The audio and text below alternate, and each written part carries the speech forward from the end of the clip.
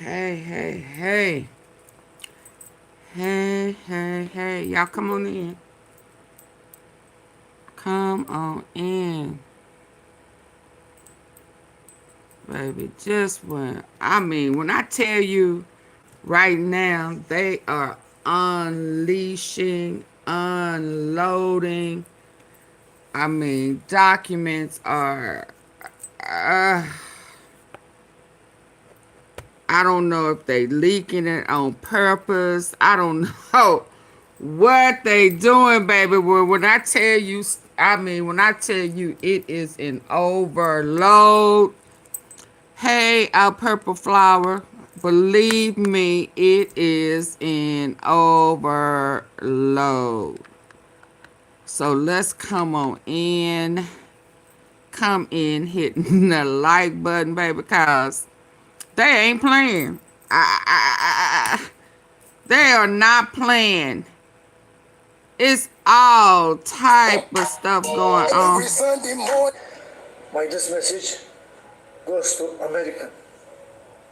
The ICE is a production of Israel.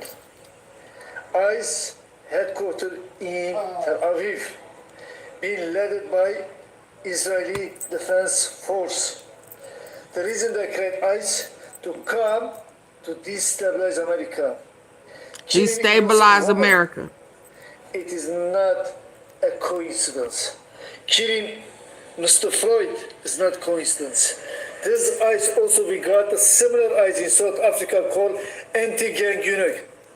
Anti-gang unit. Listen me very carefully. You dare to destabilize our Western Cape. Anti-gang unit.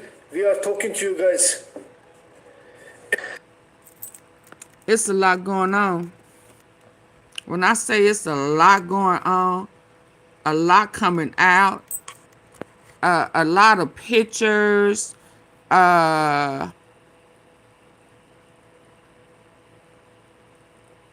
it's ugly.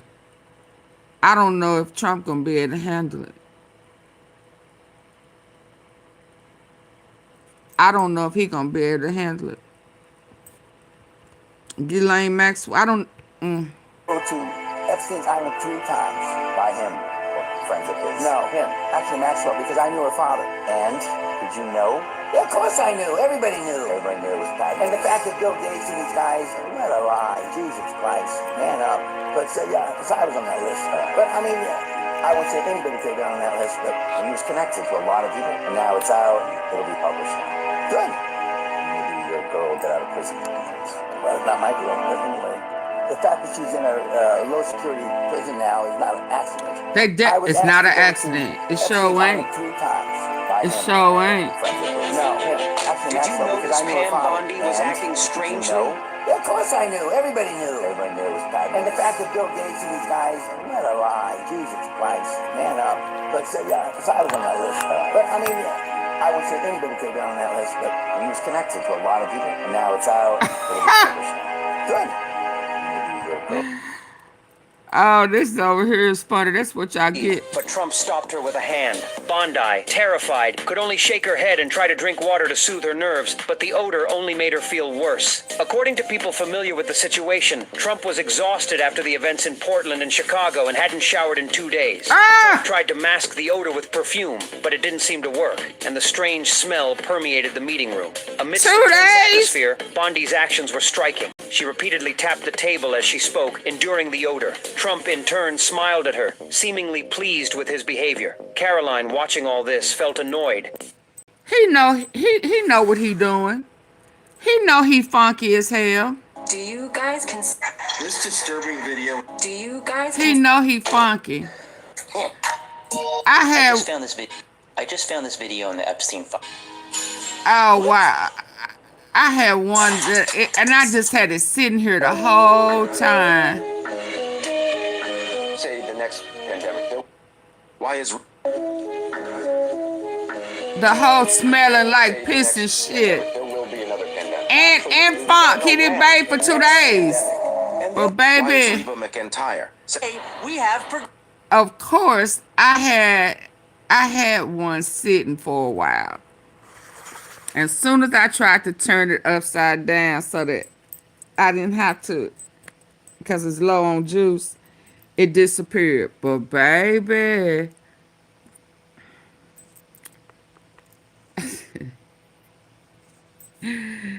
this crap is wow. So y'all remember the other day?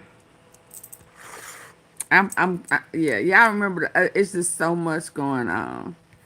Y'all remember the other day when I showed y'all this one?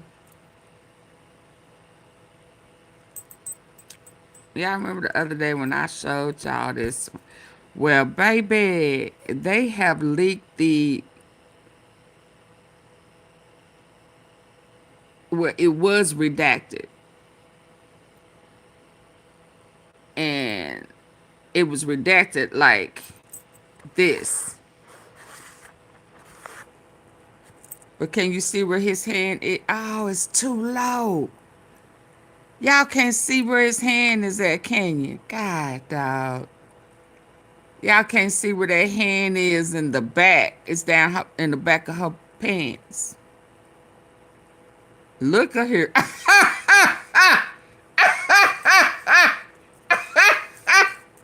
Purple flowers. Y'all see where that hand in the back is? Down here. Oh, man. Okay, there go her back. Come down here. That's his hand in her ass. Melania. Oh, you can clearly see. Okay. Okay. Melania. Melania.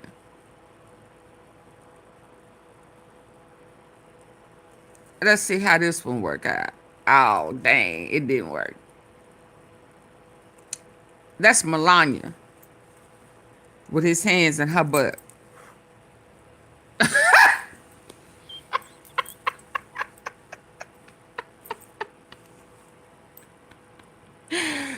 Baby, when I tell you it is hot, I mean, every time I thought I could go forward. Let me see if it's going to be bigger over here.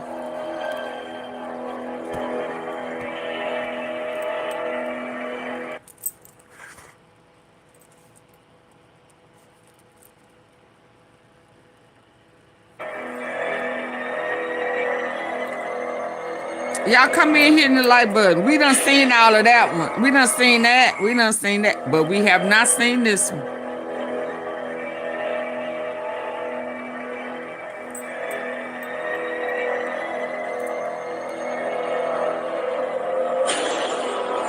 Top 2,104. Hey, Mimi.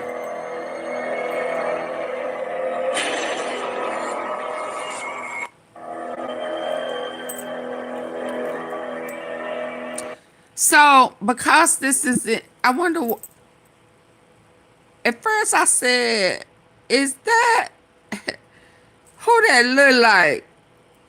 Yes, ma'am. Yes, ma'am. Or either because it's Hispanic down, it's in Nuevo, a video of Trump.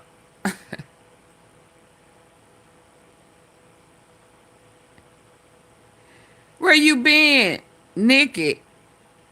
I don't think that's Nicki Minaj. Do y'all? And Nicki butt bigger than that.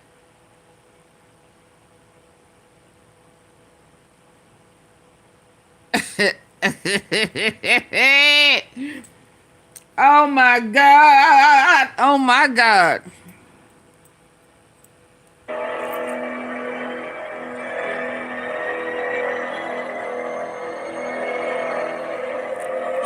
I need to catch it when it first come on to see.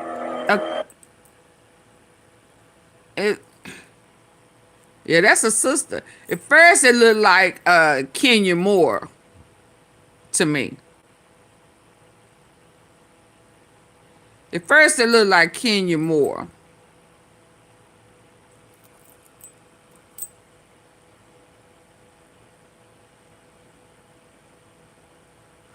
That don't look like Kenya Moore. Wasn't she on Apprentice? Wasn't Kenya Moore on The Apprentice?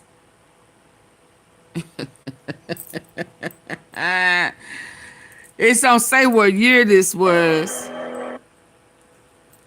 but she was on. I don't think she won, but she was definitely on The Apprentice. But that's who it looked like to me. Yes, Jolene. Hey, Jolene. Hey, Jolene. Y'all please come in hitting the like button. It's 120 people in here. Only 13.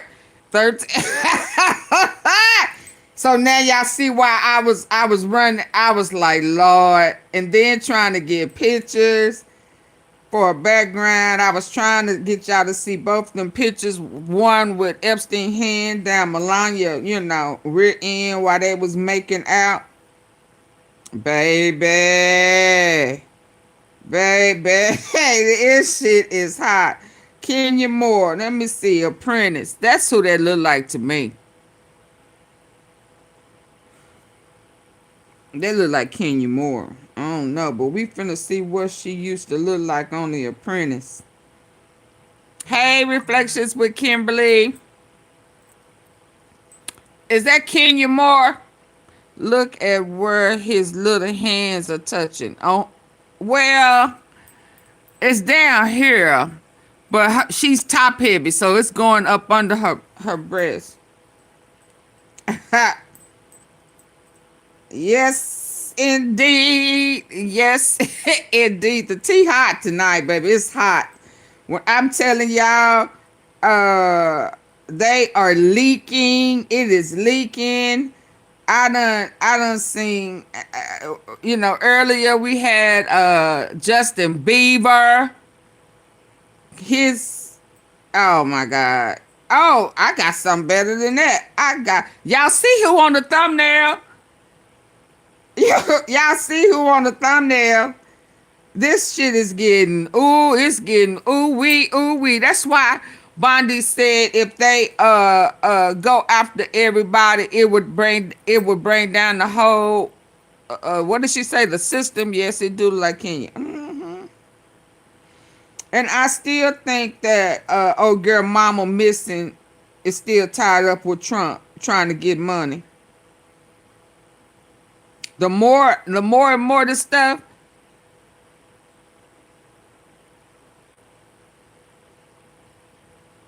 Peter, what you mean? What are you trying to say? Hey, Mimi. Peter, I haven't seen you here before, so you may want to back out and come speak. I don't know what you're trying to say with that. What, come back in another way. I don't know what you're trying to say. So I'm going to remove that for you and try again. Be respectful. Is that Bill Cosby? Absolutely.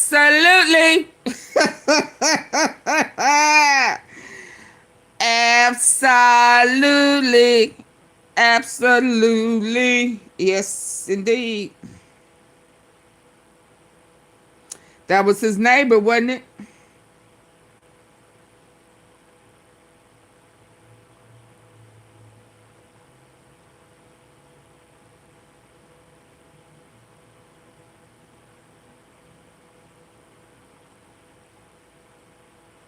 Let me see. I'm trying to see something here.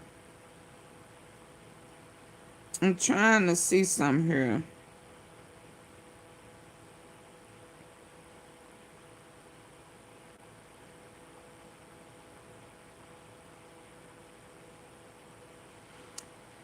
I'm trying to see something here. Yeah, she's indeed top heavy.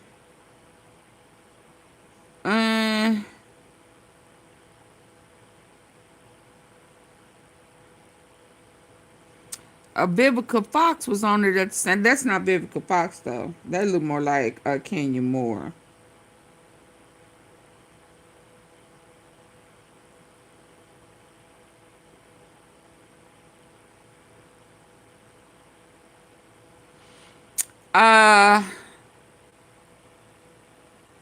That was her during that time.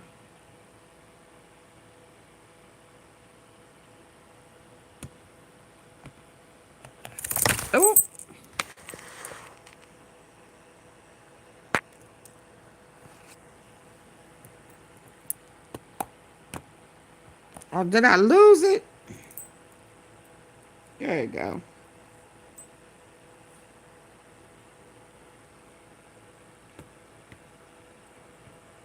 I don't know if it's gonna stand up.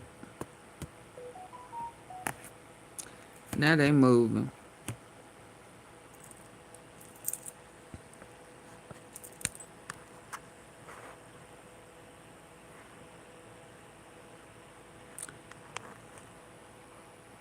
Looks like her for real, baby. It's hard for me to miss.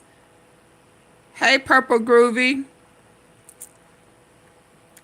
Is that Kenya Moore?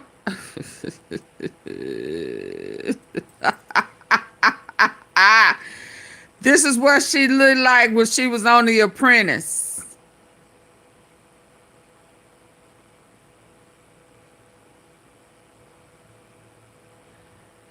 This was her during The Apprentice. Hi, Nico. Nico.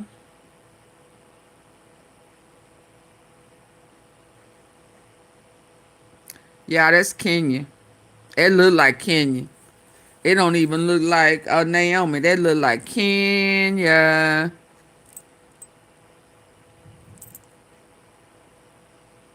What y'all think?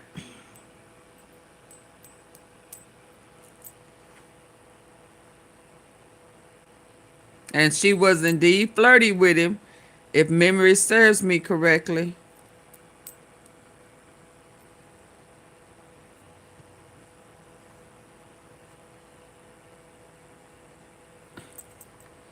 Kim who? Now she black. This girl here is black. And trying to see if that, because my first look, when I first saw it, I thought Kenya Moore. And then I remember she was on The Apprentice and she was flirty.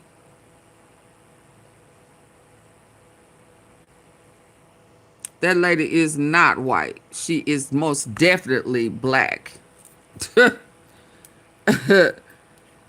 That woman is not white at all. It's a black and white. No, they white. Them girls white. But oh girl here, you would have been better off saying Hispanic. That's Kenya Moore. That's Kenya Moore with a good weave. A good sew-in. Kim Kardashian. And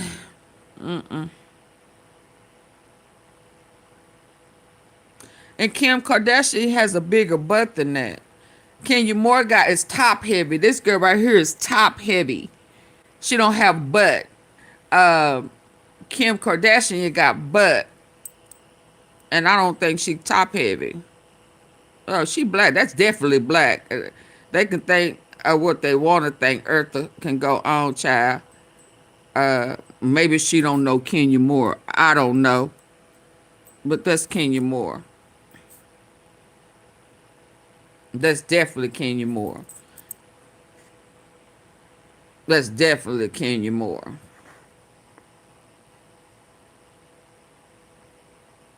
With a real good weave.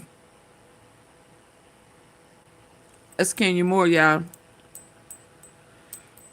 Hi, Marshmallow. So I'm saying this. It's a lot of leakage tonight. It's a lot of leakage tonight.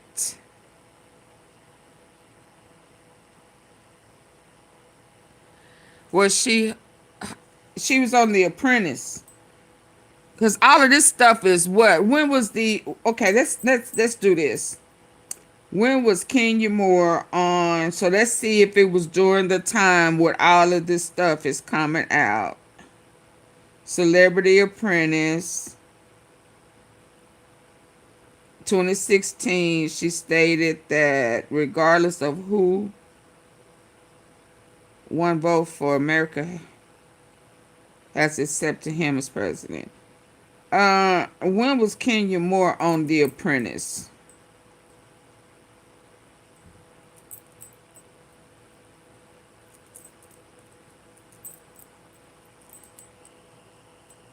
She was seeing top heavy now. Oh, you see it now? Yeah, she top heavy. That's where his hands is right up under her boob.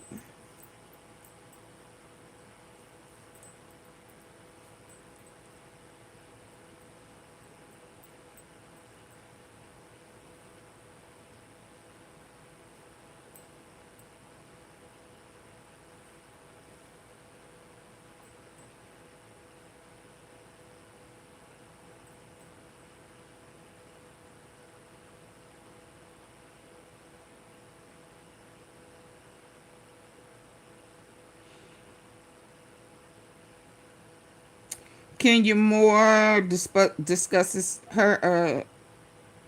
She was on Apprentice 14, despite the season having. No, come on.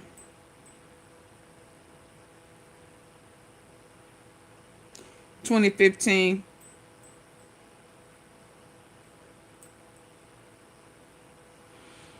Hey, Monty, is that Kenya Moore?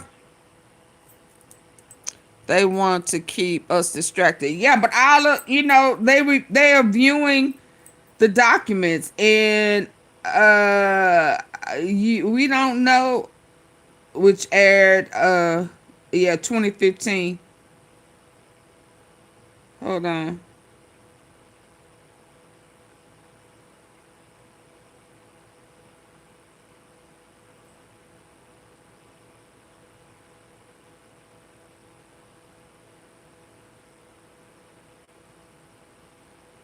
Let's do something. Hey, hey. Skip. Life. We try not to settle. Oh yeah, that's Kenya Moore, baby. So whoever that guest was in here talking about, do you need glasses? Eartha, once I show you this, yeah, I need an apology, boo. Yeah, talking about, do I need glasses? You gotta be a guest over here if you gonna try to play with me like I don't know what I see. Like I ain't true to this. Yeah, so hold on. Hold on to your wig. Hold on to your wig. YouTube. Let me get there.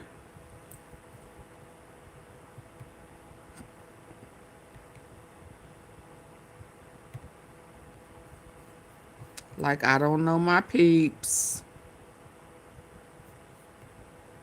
Right off the bat. During that time period. Let's just start right here. Let's just start right here. Can we start right here? Right here. Look at the shape of her face and her neck. Let me remove this. That whole jawline.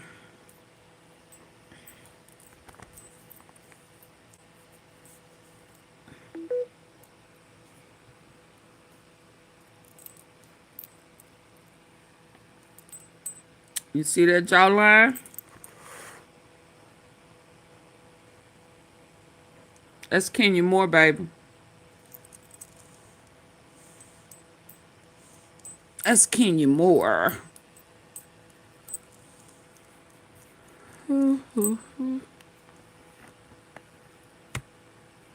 Ooh. Let's see what she was talking about.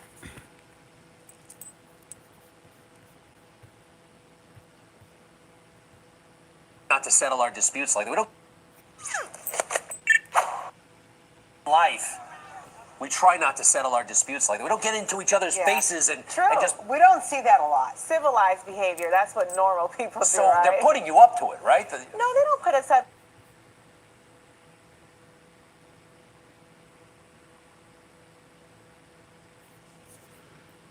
What y'all think?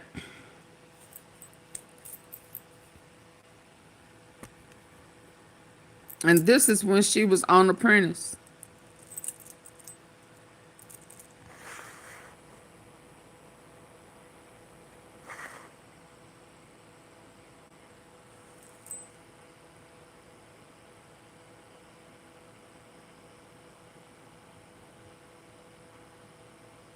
It look like a Monty. That's her. I mean, you know.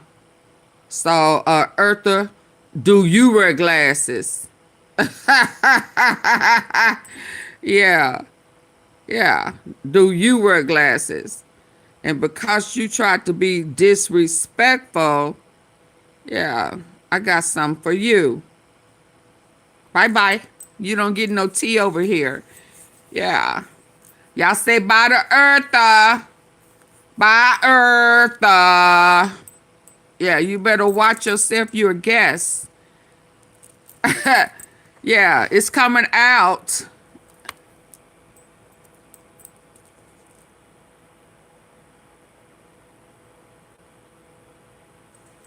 Yeah, that's that whole jawline.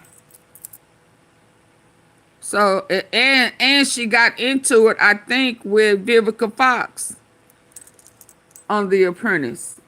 So before I go on, bye.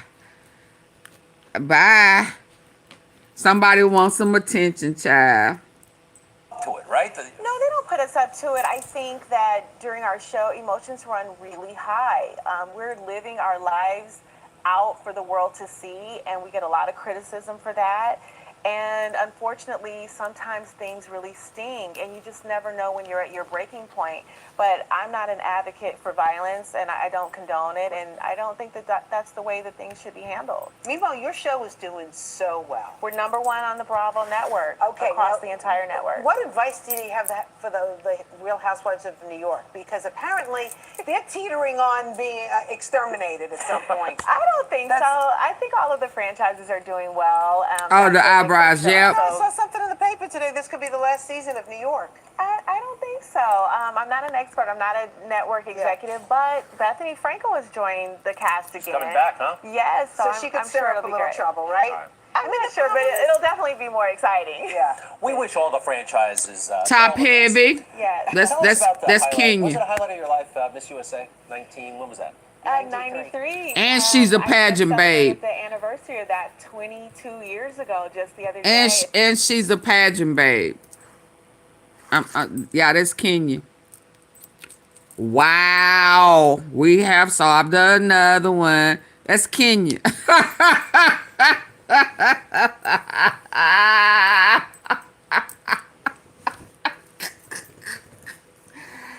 Oh my God. Oh my God.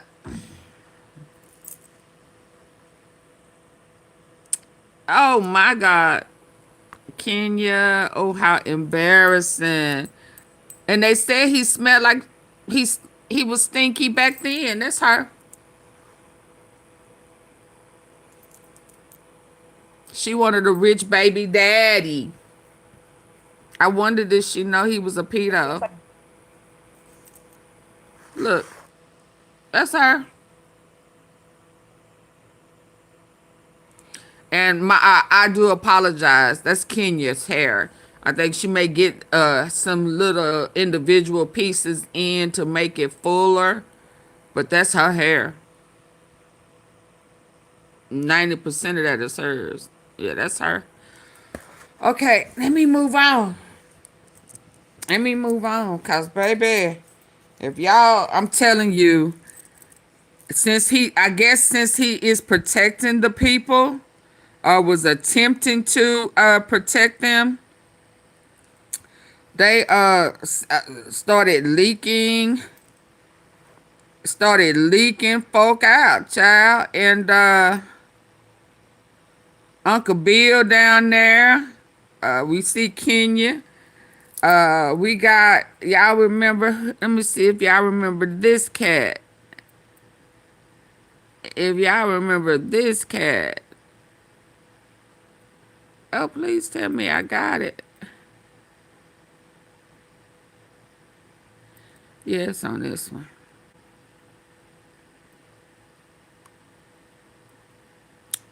So if y'all, oh, hold on. Oh, I can't do that music. Cozy little den of snakes. Yup. Yup. So that's Clinton, Epstein, Trump, and Uncle Bill. Do y'all remember this one?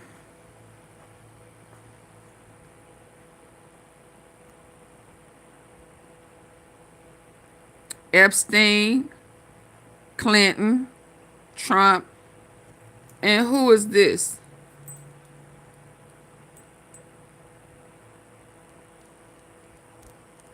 Y'all remember him?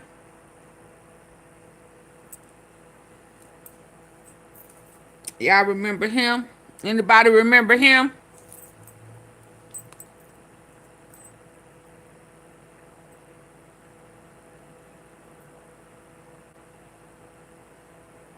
Anybody remember Jared, the subway guy? Didn't he get in trouble for fooling with kids? Didn't he go to prison?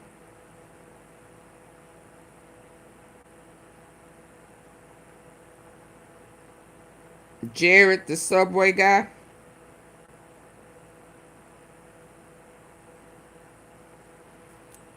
It's all coming out. That's the subway guy. With Epstein, Clinton, Trump. They sitting down having a pedo sub. A PDF or sub. Jared, subway. Oh, this has been out. Oh, Kenya. Oh, child, I hate this for you.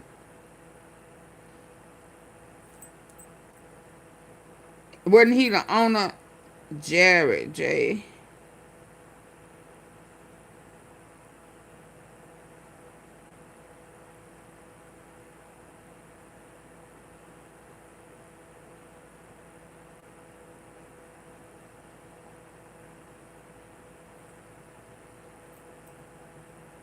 Hold on, I'm looking.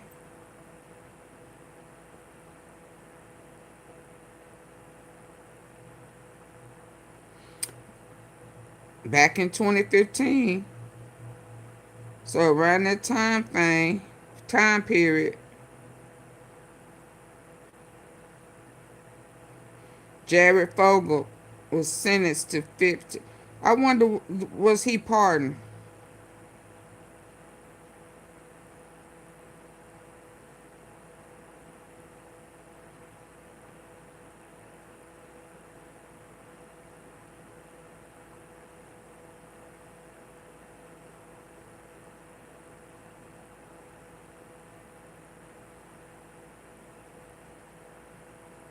Hold on, let's pull it up.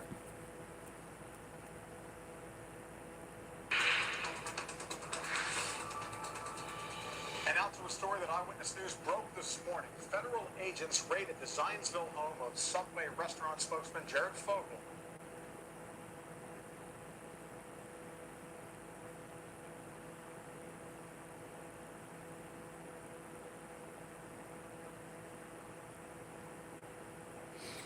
Let's check it out. They going deep. Oh, so this is the same video where it showed them again. Paperwork Oversight Committee released. The Oversight Committee released it. They released it. Of Uncle Bill and the gang at Chuck E. Damn Cheese. Why? And they were really at Chuck E. Cheese because that's their little pan that the pizza come on. So why they at Chuck E. Cheese? Why are they at Chuck E. Cheese?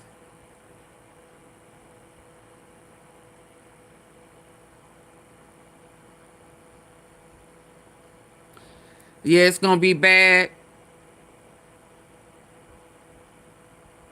This is going to be all bad. He lost all that weight. Yep. Eating Subway sandwich. B was a spokesperson for Subway. Uh-huh. Oh, no. No pardon. Hey, Brian. Why they at Chuck E. Cheese, y'all?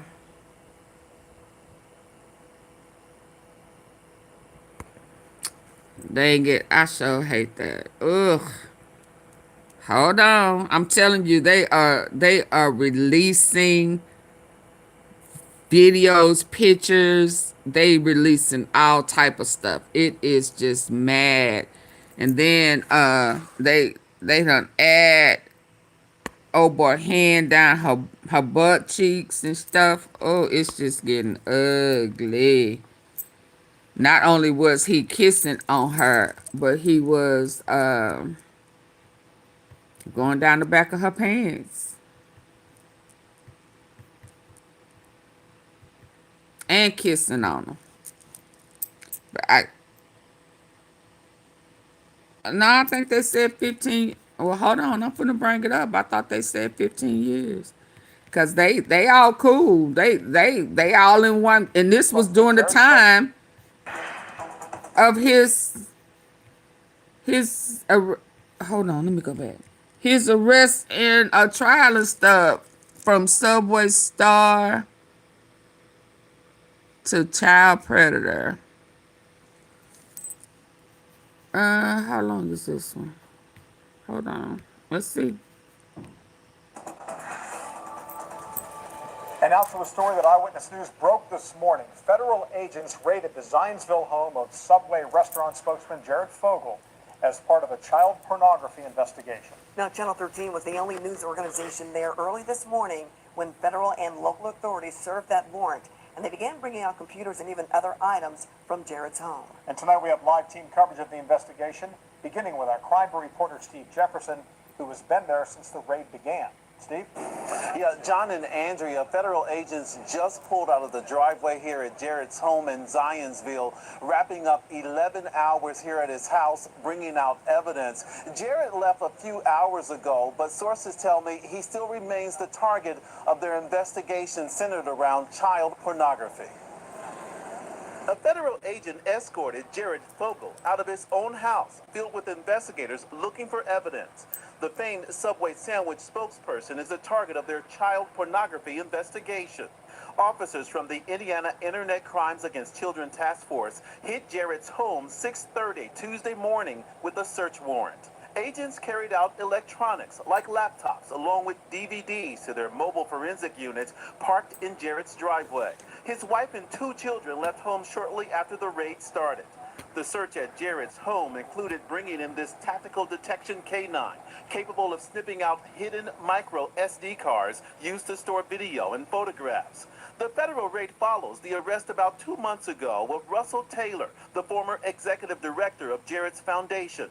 While raiding his home, investigators reportedly found hundreds of videos of children made using secret cameras in Taylor's house. He's awaiting trial on at least 8 child porn-related charges. Jared created that foundation to help fight child obesity and issued a statement severing his ties with Taylor. After watching federal agents in and out of his house all day, eventually his attorney rushed away without answering any reporters' questions. After 11 hours here at the house, investigators say that this investigation into the child pornography at Jared's home is far from over. We want to stress that he has not been arrested. He has not been charged. But again, it is an ongoing investigation. Live on the crime beat, Steve Jefferson, Channel 13 Eyewitness News. All right, thank you, Steve. And Subway has removed a section about Jared Fogle from its website. The company also released a statement. It says, "We are shocked about the news and believe it is related to a prior investigation of a former Jared Foundation employee. We are very concerned and will be monitoring this situation closely." And Subway has already taken steps right now to continue to protect its brand. Eyewitness News reporter Jeremy Brilliant is live with potential public relations ramifications for both the company and for Jared Fogle. You gonna steal the picture? Well, Andrea, we're just getting some word in now, breaking news to Eyewitness News, that Subway is cutting all relationships with Jared Fogle. This is something we're just learning about literally in the past few seconds. And this obviously is some new information about this throughout the day. There have been some talks about possibly cutting ties, but now we are learning that Subway has cut ties. Here's what else we've learned today.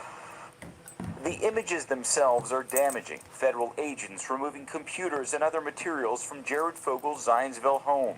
Just by what's happened since 6:30 this morning is not spelling good things for his future, that's for sure, no matter what the outcome. Longtime public relations executive Jim Parham of Indianapolis-based Hirons & Company believes Subway reacted correctly, acknowledging the criminal investigation while not severing ties with Fogel. We all know the equation, the perception equals reality. But he agrees the company will need to closely Perception monitor is public reality. perception. There'll be a lot of perception thrown about with this case, and that may equal people's reality, which could hurt the brand.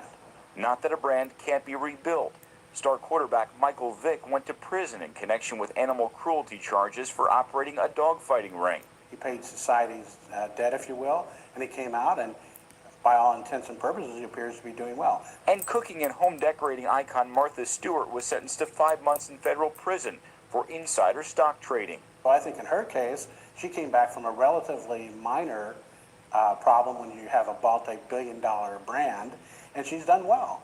And while Subway is already distancing itself from Jared Fogle, this morning removing this page, including all images and mentions of him from its website, the allegations against Fogle alone could have a career-ending impact.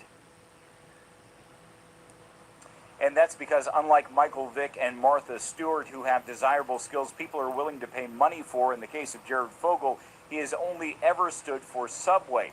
So if he loses that connection, he essentially loses everything.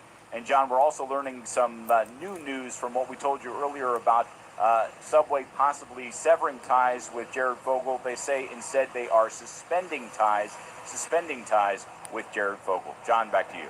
All right, we'll continue to watch this story as it unfolds. Thank you, Jeremy. And we have more.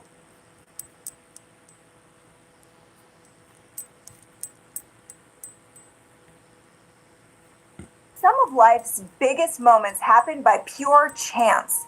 One event in the chain that, if you removed it, could change the tale entirely. The butterfly effect. And it's a crazy concept, but it's all too real if you stop and think about it. Maybe it's me. I'm on that thing. Let's go. Come on, lady. I don't know you. Well, in 1996, a 425-pound student enrolled at Indiana University. That guy was Jared Fogle. His butterfly effect moment came when the school assigned him a dorm room. He could hardly make it across campus, and all that excess weight was bound to kill him. By 1998, I don't need he to knew know he all had that. to make a change. His dorm room shared a wall with a local Subway sandwich Oh, restaurant. that So he smell. walked 10 steps twice Hold a day. on. Okay, hold on. I don't need to know all of that. I was trying to see a woman who worked with the FBI to take down Jared. So let me DNA match. Ramsey.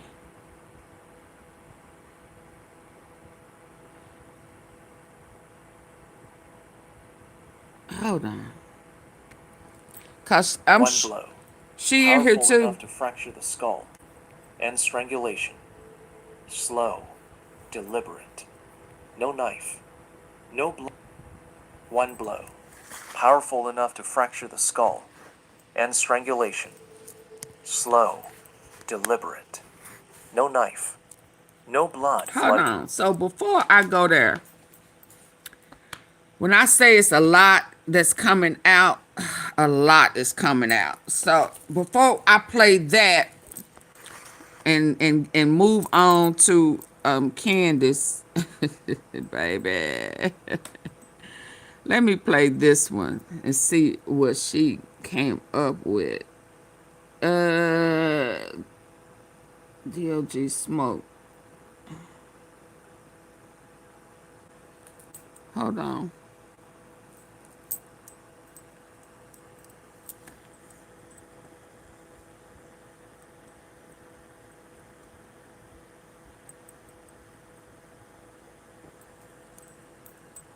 At 6:30 a.m. on Saturday, August 10th, 2019.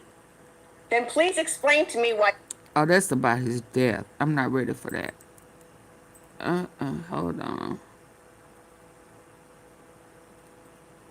Hold on, y'all.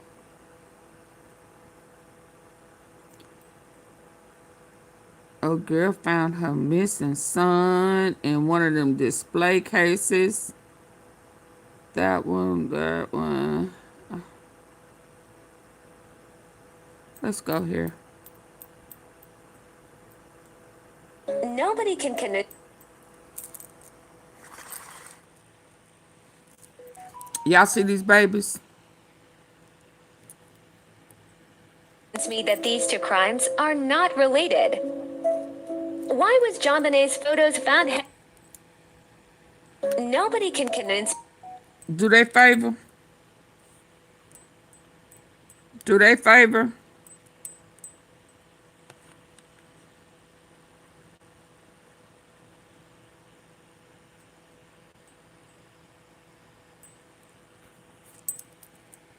Me that these two crimes are not related. Why was John Bonet's photos found hanging in the hallway of Epstein's NYC townhouse? What did you think we were before you began to think of us as human beings?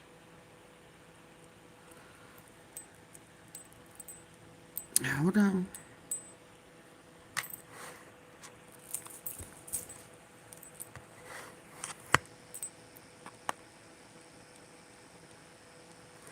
Oh man. So when I make it bigger, it does that shaky stuff. So I can't make it bigger. But that is blacked out. Let's go. And it's the evidence Look file. at the outfit. Same exact dress she would always wear. Why was Ghislaine Maxwell seen with John Bonet? The ransom note left in the Madeleine McCann case. Another Pause and ransom read. note. Epstein files confirms Ghislaine was seen with Madeleine McCann. Delane is also the main sketch on the official find. Madeleine website along with the Podesta brothers.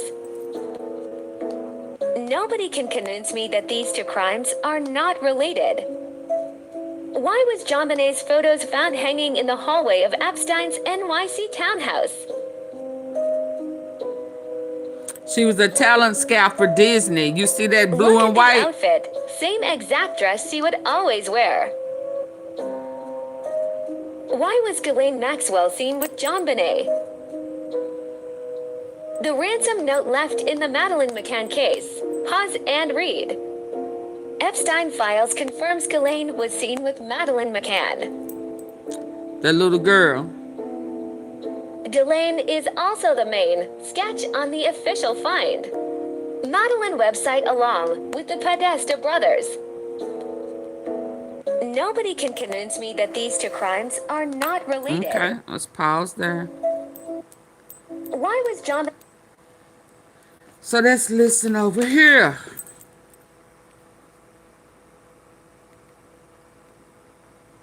Crime, let's go. One blow, powerful enough to fracture the skull, and strangulation.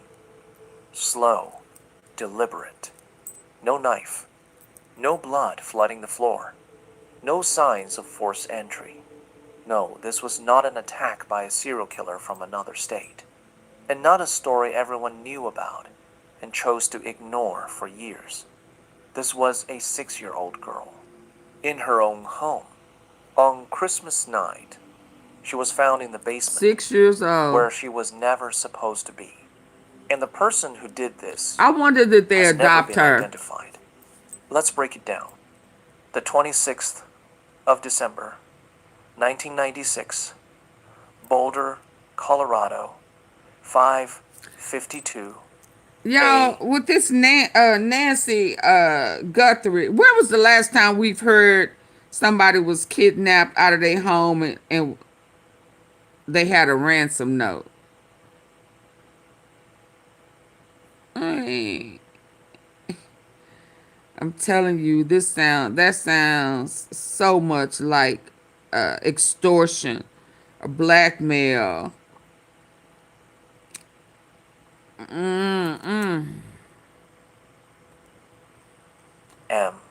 Patsy Ramsey comes down the stairs. She's about to prepare breakfast before a trip to Michigan. The family is scheduled to fly out in a few hours. On the steps lie 3 sheets of paper, handwritten in black felt-tip pen. Mr. Ramsey, listen carefully. We are a group of individuals representing a small foreign faction. Patsy runs upstairs. She opens the door to her daughter's room. The bed is empty. She screams for her husband. She grabs the phone. She dials 911. 911 emergency. Police. What's going on? 5515. What's going on there, ma'am? We have a kidnapping. Hi, please. Explain to me what's going on, okay? There's a note left and our daughter's gone. 3 minutes later, the police are at the house. 8 hours later, John Ramsey, John Benet's father, will find her body in the basement, in the wine cellar, wrapped in a white blanket, duct tape over her mouth, a rope around her neck.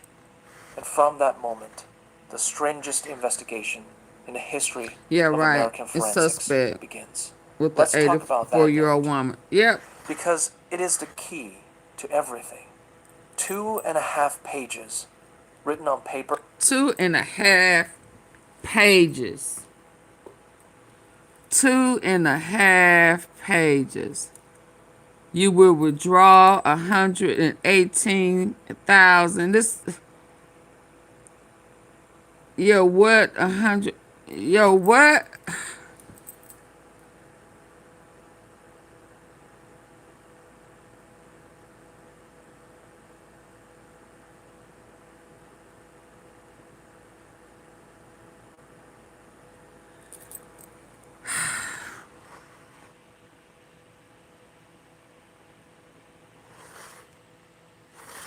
I just, I recognize patterns. I'm going to move on because, we got some other stuff to talk about. But, I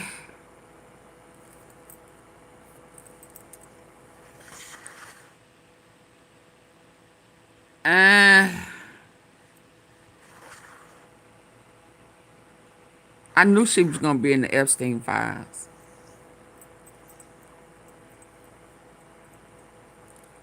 It's messed up. It's messed up. But hold on, let's move on. Let's go to our girl Candace. Let's see what she's talking about.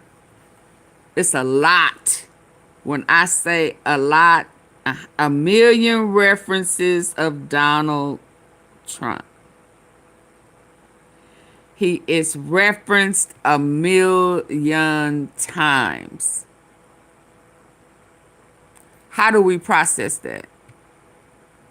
The White House is panicking right now as the release of the Epstein files is reverberating throughout Washington, D.C. And now we've learned from Jamie Raskin, the ranking member of the House Judiciary Committee, that in the unredacted files, which have not been released yet by the Trump regime, there's millions of more files that haven't been released, Donald Trump's name appears over 1 million times. That's not hyperbolic. From the redacted files that have been produced, Trump's name appears 38,000 times. In the other batch, it is 1 million times. Just think about the sheer number right there. So how are they reacting? A million times. Right now?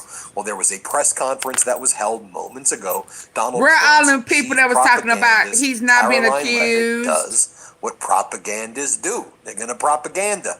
Here's what she does when she's asked by a reporter: is Trump going to rule out a pardon of Ghislaine Maxwell? Damn it, man. She goes, I don't even really want to talk about that. We're not even thinking about that right now. So you can't just say no, that he's not going to pardon a convicted child sex trafficker. What if your eyes could Wow. Since the late 2000s, the AREDS2 eye vitamin has been considered. Play the clip. And if they don't want to, that's their loss. And on Ghislaine Maxwell, is the president going to rule out a pardon for her in her testimony, deposition yesterday? Her legal team seems to be making a case, again, for a pardon from the president.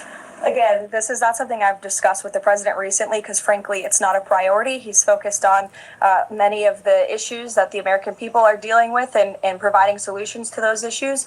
So I haven't spoken with him recently. Last time we did speak about it, he said it's not something he's considering or thinking about. And then a reporter asked Caroline Levitt, what do you think about Lutnick lying that he never spoke with Epstein since 2005, and it was just one time, and now we know that he visited the island with his children where the sex trafficking took place. Oh my Listen God. to what Caroline Levitt says. Play this clip. Caroline, Secretary Lutnick today was testifying on the Hill, and he said that he had visited Epstein's island in 2012 with his wife and children, and that's after he said that he had cut ties with Epstein, and the Justice Department documents show that he was in contact with Epstein through 2018 over messages. So does the White House stand behind Secretary Lutnick right now, or given what he has said today, has there been any shift in how the White House is viewing Secretary Lutnick's performance? No, Secretary Lutnick remains a very important member of President Trump's team, and the president fully supports the secretary. I will just point out that there are a lot of wins in the news this week that people in this room have not asked about, because you continue to ask questions about the same subject, so let me point them out for you. Next, another reporter asked Caroline Levitt. Donald Trump had previously stated that he had no knowledge at all that Epstein was having sex with was raping underage girls, that he had no knowledge of what was taking place. He wasn't aware of anything that Epstein was doing. But now there are police reports where Donald Trump was saying back in 2006 that he was aware and that Ghislaine's an evil person. So then why, if that was the case, why did you would pardon he be moving Ghislaine to a club fed in Texas? And why is he? What is going on, Caroline Levitt? Can you explain that? Because it seems to just she don't want to talk about that. This dastardly regime. Here, play this clip. Last several days, again regarding a separate topic in Epstein files. According to newly released files, the president had a conversation with the Palm Beach police chief in the early 2000s, according to the police chief in 2019. Oh, she ain't wearing a cross? The president has gone on record before, and he's told reporters that he said that that he had no idea about Jeffrey Epstein's crimes. During this I wonder, did it break? Chief, however, he did Get thee behind me. Recounting of it, that thank goodness you're stopping him. He also called Ghislaine Maxwell evil. My two questions are, did that conversation with Palm Beach police chief happen? And can you explain the discrepancy? What I will say is that the president has always remained consistent, and that he kicked Jeffrey Epstein out of his club at Mar-a-Lago because, frankly, Jeffrey Epstein was a creep. And unlike many other people who are named in these files, President Trump cut off his relationship with Jeffrey Epstein and was honest and transparent about that for Not years when he and said years. he did. And so I think what the president has said all along has always remained true. And the release of more than 3 million documents related to Jeffrey Epstein and his heinous, disgusting crimes just shows the level of transparency that this president and administration has committed to in bringing these files to light. But did he call the chief in 2006? Caroline, did he call the chief? Well, it was a phone call that may or may not have happened in 2006. I don't know the answer to that question. What I'm telling you is that what President Trump has always said is that he kicked Jeffrey Epstein out of his Mar-a-Lago club because Jeffrey Epstein was a creep, and that remains true. And this call, if it did happen, corroborates exactly what President Trump has said from the beginning. And I'm sure many of you, when you read that alleged FBI report, probably thought to yourself, wow, this really cracks our narrative that we've been trying to push about this president for many years. So we're moving on from that. Then next you have Caroline Levitt asked questions about another topic. So the Governors Association conference set to take place, and now it has to be canceled because Donald Trump has not invited any Democratic governors. This is normally a bipartisan event, and now he's saying only Republican governors can show up. Let's play this clip. Sure, Tamara. Thank you. The National Governors Association is removing a meeting with President Trump from his agenda because only Republicans were invited. Is the White House reconsidering inviting Democrats, or do you think Republicans are still going to show up? Like, where does that stand now? No, look, I just spoke with the president about this. It is a dinner at the White House. It's the people's house. It's also the president's home, and so he can invite whomever he wants to dinners and events here at the White House. I believe Governor Moore was invited last year, and he did not show up to the dinner last year. Nobody reported on it. But again, the president has the discretion to invite whomever he wants to the White House, and he welcomes all those who received an invitation to come. And if they don't want to, that's their loss. And again, you can call it the people's house, but it's now become the pedo house, or that's what it's been since Pedo. Donald Trump moved in. The heart of the cabal is right there in the Oval. That's the core of where the predators fester. More from this disastrous press conference. A Y'all reporter please asked put all Caroline Levitt questions about on the Trump super threatening chat to or super block sticker. a new bridge between Detroit and Ontario. What do you make of that, Caroline? Here, play this clip. Done.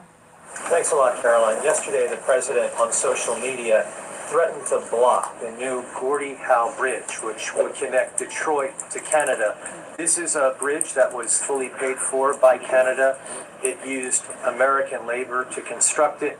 It used American steel to construct that bridge. The president in 2017 was actually in favor of this bridge, part of a joint statement that he put out when he met with the Canadian Prime Minister. Why has the president changed his mind as it relates to this bridge? I think the president was very clear and direct in his truth, John, but just to reiterate, the fact that Canada will control what crosses the Gordie Howe Bridge and owns the land on both sides is unacceptable to the president. It's also unacceptable that more of this bridge isn't being built with more American-made materials, even more so than what President Barack Obama committed to with the Canadians at the time, at the start of the project. He also believes that the U.S. should own at least half of the bridge, have shared authority over what passes across it, and participate in the economic benefits generated by its use. This is just another example of President Trump putting America's interests first, and so he made that very clear in his call with Prime Minister Carney earlier today. You better come correct with the facts, because Canada paid for the entire bridge. It's actually partially owned by Michigan as well as Canada. And this is important to the economic development, both for Michigan and Canada. So what do you make of that, Caroline Levitt? And then Caroline Levitt is asked, can you explain why Donald Trump is asking Schumer to rename Dulles Airport and Penn Station after Trump in order to get money to fund critical infrastructure projects where thousands of New Yorkers are now losing their jobs, and this will cost New York and New Jersey and the tri-state area billions of dollars in economic damages because of what Trump's doing? Play this clip. Can you explain why President Trump asked Chuck Schumer to help him rename Penn Station and Dulles Airport after himself? Why is he interested in having his name on those two buildings? And why are the Gateway Tunnel funds the proper point of pressure to get that to happen? To your first question about the renaming, why not? It was something the president floated in his conversation with Chuck Schumer. As for the funding, the president has addressed that separately. It's all a game to them. This is what the Epstein class does. This is the Epstein class versus the rest of everybody else in the United States. They're predators. We're seeing they're behaving as such right here. The Epstein class. Are you looking for something simple and delicious to add to your wellness routine, especially during the winter months when everyone's trying to stay healthy? I definitely find myself... Believe it or not, I will draw the person you will marry. One of my clients asked for a refund. She thought the man Yeah, I please sketched hit the looked like her button. neighbor, but it turned out... A teaspoon each morning to get the most out of the amazing bioactives in... J.D. Vance deleting .com/Midas. Here a reporter asks about J.D. Vance. J.D. Vance deleting posts. J.D. Vance Pence. J.D. Vance deleting posts where he called what took place in Armenia a Armenian genocide, which is what it was. And then J.D. Vance posted he's visiting Armenia. He went to the genocide memorial. And then Turkey told Donald Trump to take it down. So J.D. Vance took it down because the Trump regime doesn't view it as a genocide. Okay? So this also follows Donald Trump posting photos of former President Obama and Michelle Obama with their faces photoshopped on apes, and then taking that down. They just blame this all on staffers. So do you have a posting problem in the White House, Caroline Levitt? You think they have of course they have a posting problem. They're maniacs. And by the way, in Trump's post with Canada, he said that China's going to take away ice hockey. It's like, we just accept that this guy makes psychopathic posts every day? Anyway, play this clip. Himself. Danny. Thanks. Today, the Vice President's account posted and then deleted a tweet about the Armenian genocide. And then last week, President Trump's Truth Social account posted and then deleted a racist video about the Obamas. And the White House again blamed that on a staffer. I wanted to ask you, does the White House have a social media problem at the moment? Do you have an auto-posting problem that's leading to these mistakes? No. As for the Armenian tweet that you're referring to, I would just refer you back to the White House's message that was issued on Armenian Remembrance Day, and there's been no change of policy at this time. Mary? Thanks, Caroline. Caroline Levitt then says beef prices are coming down. That's not true. And this is why she's going to screw over American farmers and now start drastically importing from Argentina farmers. Play this clip. Caroline. So some Republican lawmakers from Nebraska have said they're worried that the Argentinian beef executive order will sideline some American ranchers. How will the Trump administration make sure prices go down for consumers without harming those ranchers? Of course. Well, both things can happen at the same time. That's the president's belief. He wants to see prices come down. In fact, I just overheard him on the phone with Secretary Rollins. They were talking about something different, but he's always saying we got to make sure that prices continue to come down. As you know, Secretary Rollins successfully did that with respect to egg prices. Beef prices are coming down slightly, and the president wants to see that continue. He believes that a minor import to the country with cattle might be a short-term solution with respect to bringing down prices, but of course protecting our American cattle and rancher industry is a priority for the president, and he's in touch with those stakeholders. We've had them here at the White House a few times in recent months to discuss this issue directly. John. She does it with such a smug Epstein class face, right? That's like, I call it the Epstein class face, right? It's her, Treasury Secretary Besant, okay. Howard Lutnick, I can't stand the Epstein class man face. if they Speaking of, Peter him Navarro do, went on state regime media before as well. He goes, we're gonna get, he does this thing with his hands too, we're gonna get really bad job reports, but they're really good. They're bad in a good way. The new reality is we're just gonna do 50,000 jobs.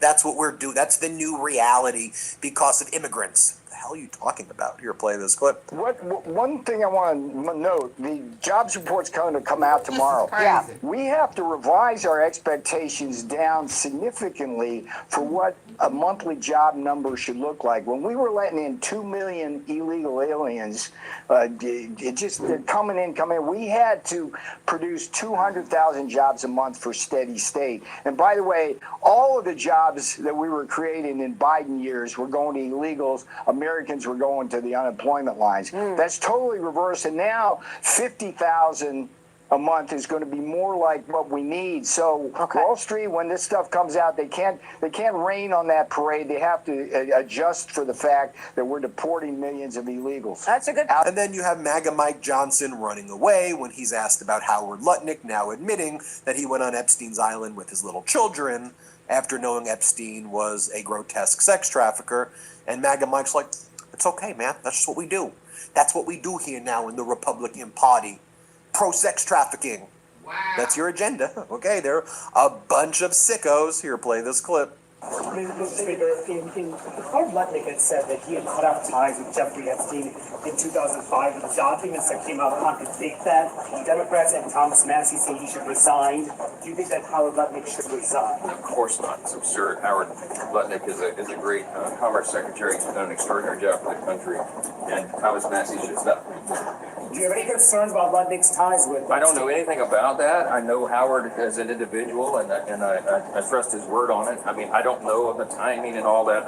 I'm not sure. You have to ask others. Do you have any interesting? At least in the New York Times, every front page story is on Epstein right now. Look at this. Epstein, there's at least 7 or 8 stories on Epstein. That's good. That's what they should be focused on. They should be focused on the truth. There you have it. Hit subscribe. Oh my God. Thanks for watching. The truth is more important than ever. Check. Absolutely. We want the truth. We want the truth. We want, baby. It's getting hot in here.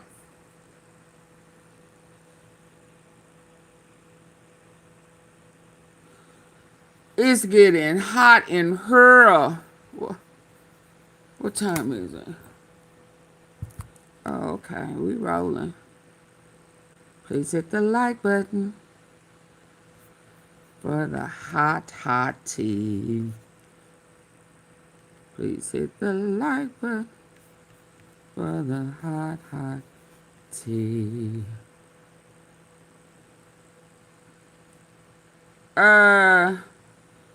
It's time to extortion. Okay, let's see what they're talking about. My ex-husband invited me to his wedding. Probably one of those polite gestures where he expected a polite no. Donald Trump's favorite hobby. And here's a clip. If you want to surprise everyone in 2026, we start on Monday, February 9th. Okay, y'all, I asked y'all nicely to hit the like button. Can you double tap the face of your screen and get the likes up? We start on Monday, February 9th. Tai Chi, made for... The cry goes up, release.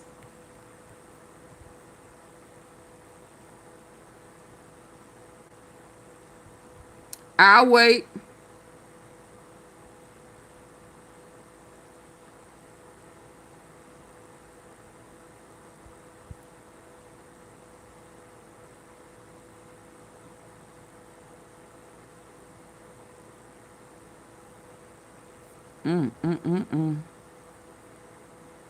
When I say it's a lot going on, it is a lot going on. Oh, yeah. And I know, I'm out of juice over here. Let us not forget. He just quiet. He said, I'm going to leave this right here. I don't have to say a word. Hold on. I'm waiting on for y'all to get the likes up.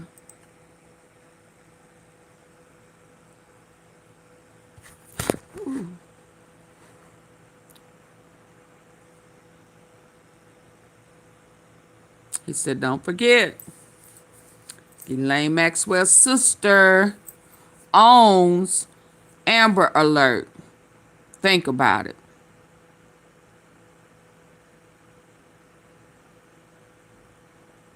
She owns Amber Alert. So is the intention for them to never find the kids? Because they know that they, man, this is just way over the top. Do y'all understand?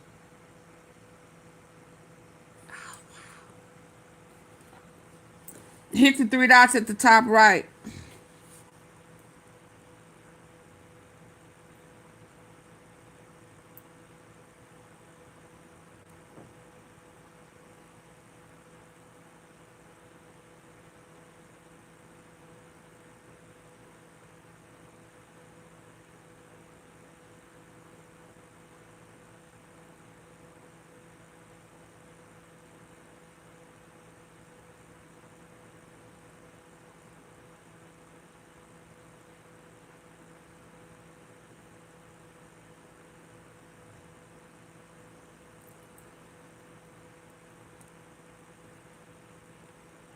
That she and Jeffrey Epstein and the Epstein files reveal that she and Jeffrey Epstein and a British Prime Minister had a threesome.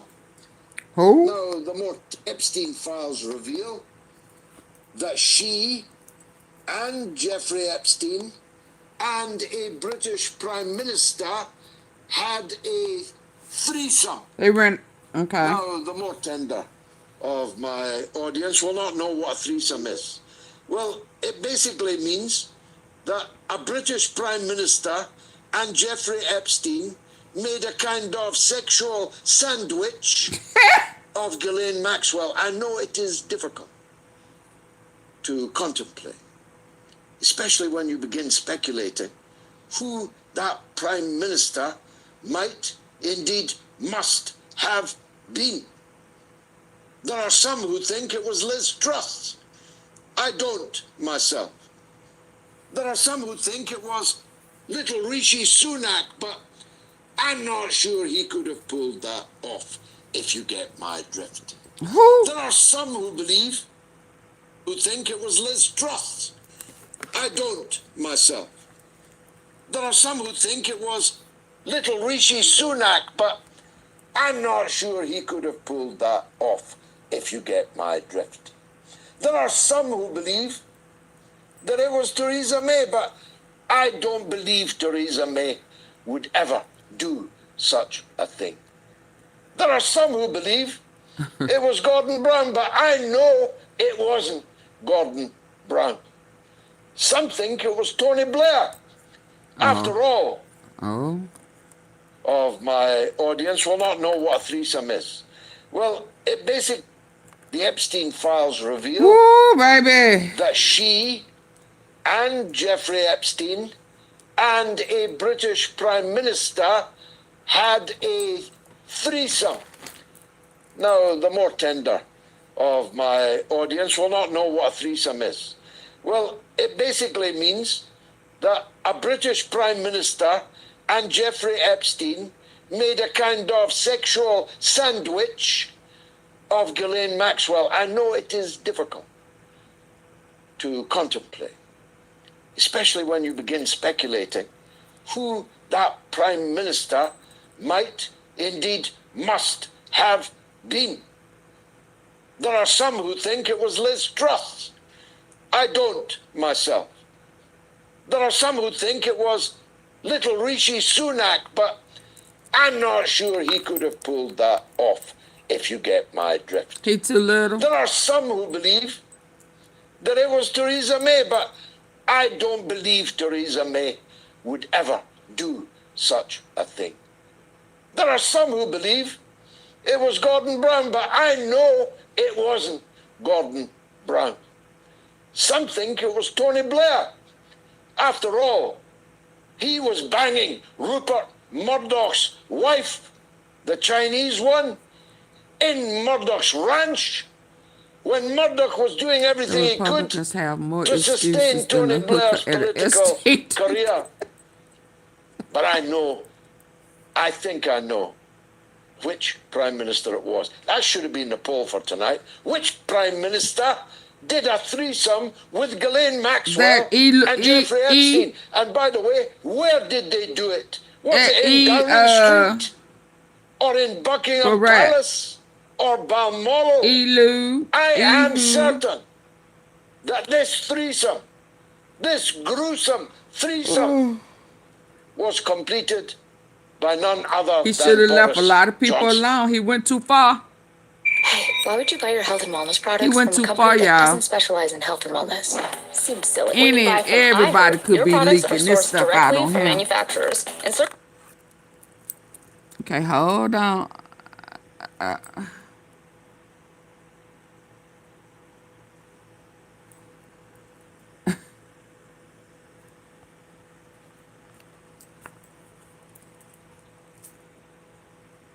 Hold on.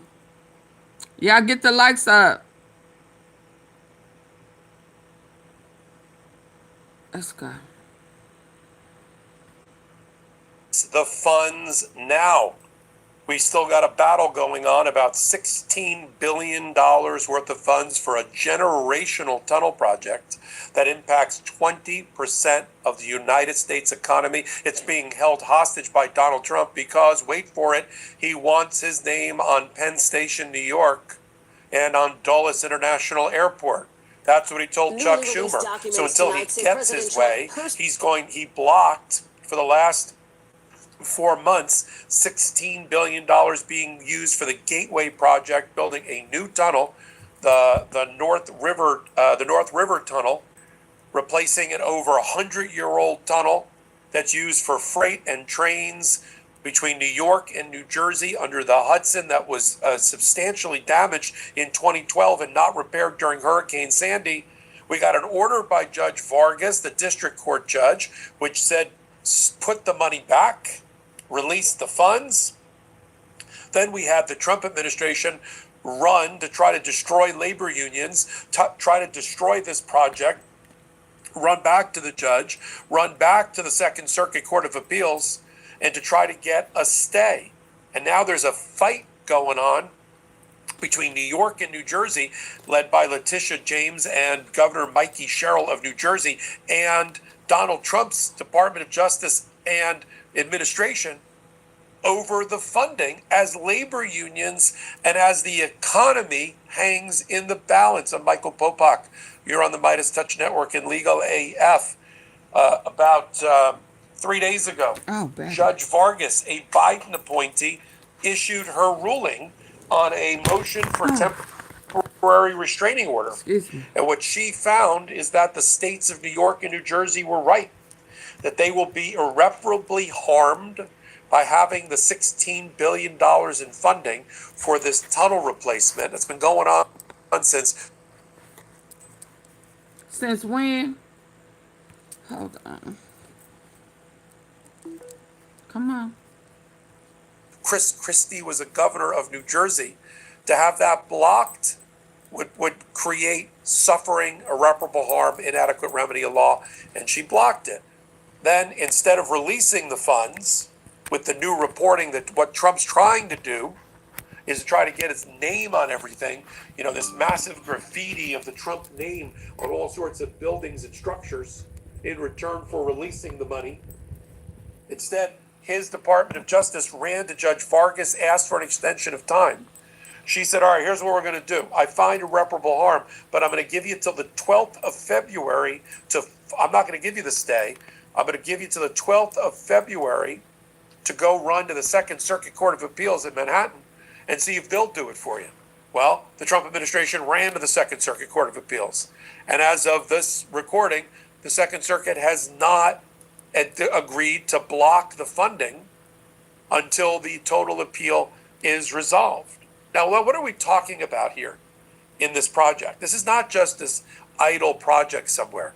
Extortion. This represents cargo and commercial traffic and passenger traffic representing 20% of the United States' economy. Donald Trump doesn't like the fact that California represents 25% of the economy and is a blue state. New York, New Jersey represents 20% of the economy and is a blue state. And he's trying to extort them. Baby, when it rains, it pours. Scheme. I would not want to be Governor here right Mikey now. Sherrill, I mean, the ever new, though. hard-swinging governor of New Jersey, my home state, and Chuck Schumer and others took to the streets to chant and to have their retort against the Trump administration to release the funds, stop crushing labor unions, stop crushing the U.S. economy, which seems to be Donald Trump's favorite hobby. And here's a clip. The busiest rail stretch in all of North America. This is all being put on the line now by a president, it seems, to just want things named after him. By a president that has no good policy reasons for doing it. No. This is sabotage. This is political hostage taking. This is actually one of the worst acts of extortion I've ever seen. Why, as a president, you would punish this region of the country, responsible for almost 20% of the nation's GDP, building the future of America right here. Why you would attack that, I do not know, but I will tell you what I've heard. I've heard it's because he wants Dulles Airport named after him. I've heard it's because he wants Penn Station named after him. I've heard that that's what he cares about more than the people on this job site. Now, Letitia James's office has also run back to court and has asked Judge Vargas to lift the stay. She filed just late last night a motion for reconsideration, which we have right here. We'll post on Legal AF Substack as well, to lift her stay, asking the court to allow the parties to litigate this out at the Second Circuit Court of Appeals. And since the Second Circuit has not moved to actually issue a stay, she should lift her stay. In other words, the Trump administration was given by Judge Vargas until the 12th of February to file a motion for stay with the Second Circuit. They filed instead almost immediately. They filed on the 9th of February, not the 12th, and they demanded that the stay be put in place by the Second Circuit by later that day. That did not happen yesterday. And so the argument here to the judges, lift your stay. The Second Circuit is speaking by not moving on the application. And in the interim, we need the gateway money because we haven't received any of the money that the court already observed would create irreparable harm. This is a 116-year-old tunnel, the North River Tunnel, okay? It got severely damaged and never repaired after Hurricane Sandy in 2012. This has been a project that's been on the hearts and minds of mayors and governors for the last over 20 years. And when you're talking about the 20% of the nation's economy runs through this tunnel, the fact that Donald Trump would extort and try to hold $16 billion hostage and the thousands and thousands of jobs. This is not just a today job. This is a job where sons and daughters are going to replace fathers and grandfathers on the project. That's why it's a generational project.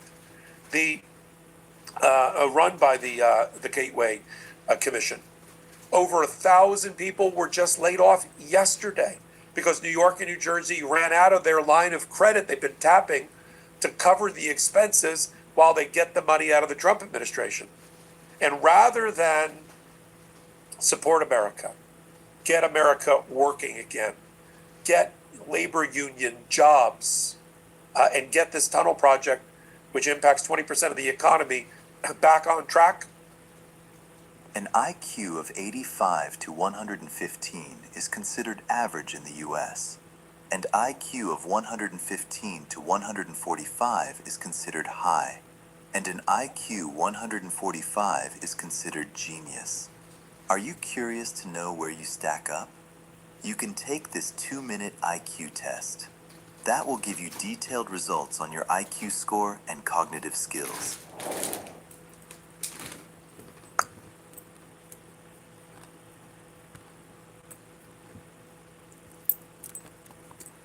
Where the lights at?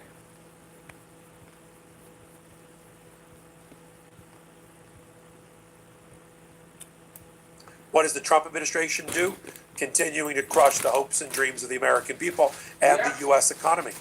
Only a madman, in the face of what he has done to the economy in a year, would crush a project of this size and this impact because he wants his name on Penn Station, New York, and Dulles Airport.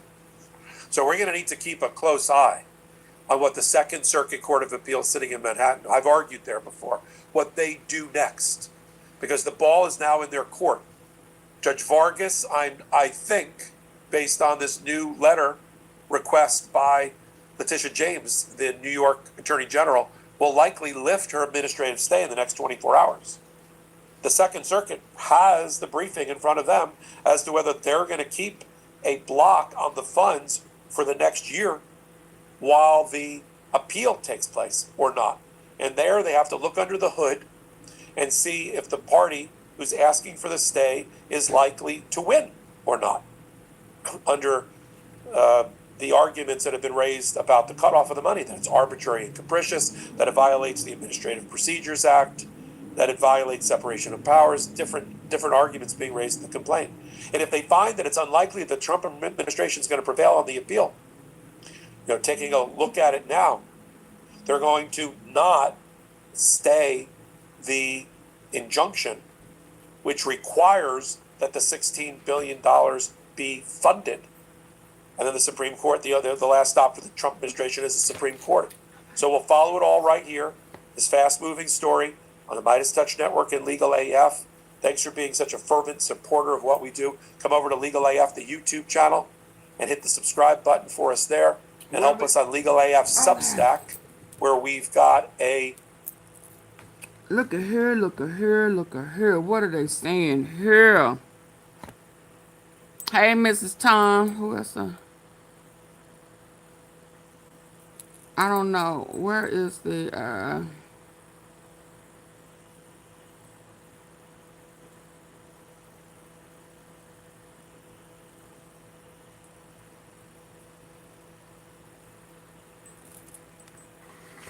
What are they saying here, y'all? Lord. I can't win from losing.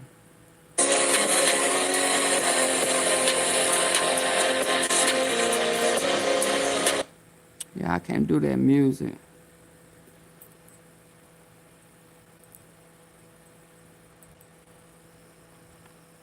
What is it saying? There go that man with the devil eyebrows. Erika Kirk. Oh, they're a cult and a reptilian. It says conspiracy politics are tools of dark runic magic. Oh yeah, I don't need to know nothing about no sorcery or none of that.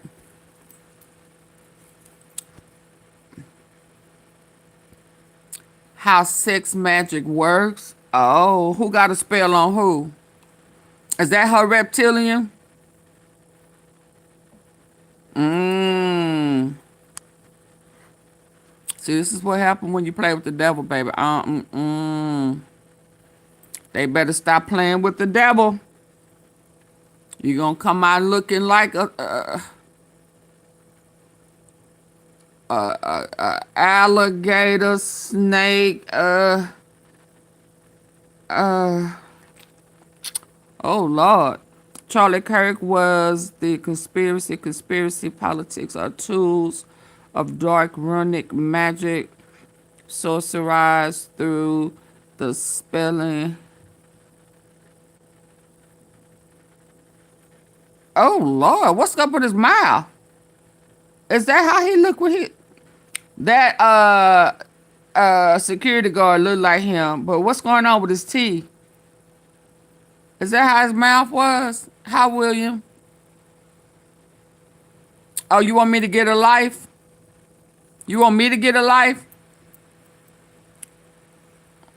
Okay. Well, you get one somewhere else. Don't come over here telling me to do nothing. You're a guest. Don't come over here telling me nothing. I was the leader of a rollout. 5G. Oh, Lord. 6G allows them to go inside the body and process information to any part of that living system. 5G opens the door to direct communication with cells. 6G go beyond radio waves frequency, operating directly as light. Oh, Lord. Oh, I was going to play with that Oh, yeah. I don't even want them getting no tea from over here. You hit the like button. I need to start my goals. It won't let me on here for some reason. I guess I did too much. Hold on, y'all. I got one more. I think it's just so much was released and dropped down today. It just was. I don't know. I don't know how to process it. Hold on. I'm out of juice. It was one I looked at earlier that said, oh, there he go. Y'all remember I showed y'all. Let me find it first.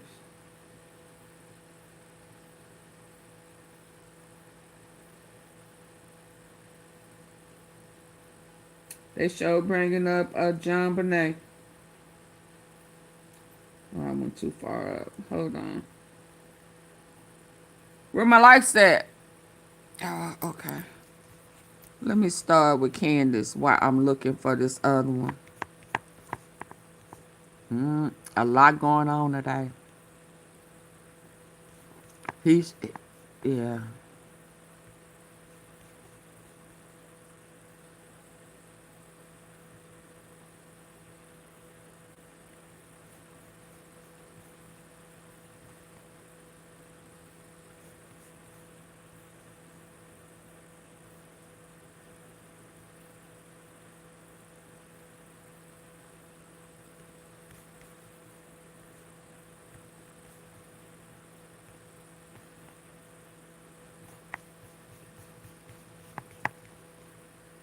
She says time for the po-po to come have a ho-ho conversation with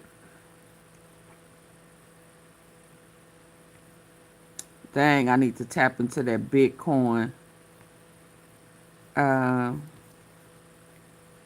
We know, yeah, I'm just not, yeah. At Ancestor, we believe every question about the past is a spark. I hate Denied this for that claim. Savannah Guthrie mama, because At this Ancestor, Bitcoin, now we finding every out question about the that past is a spark.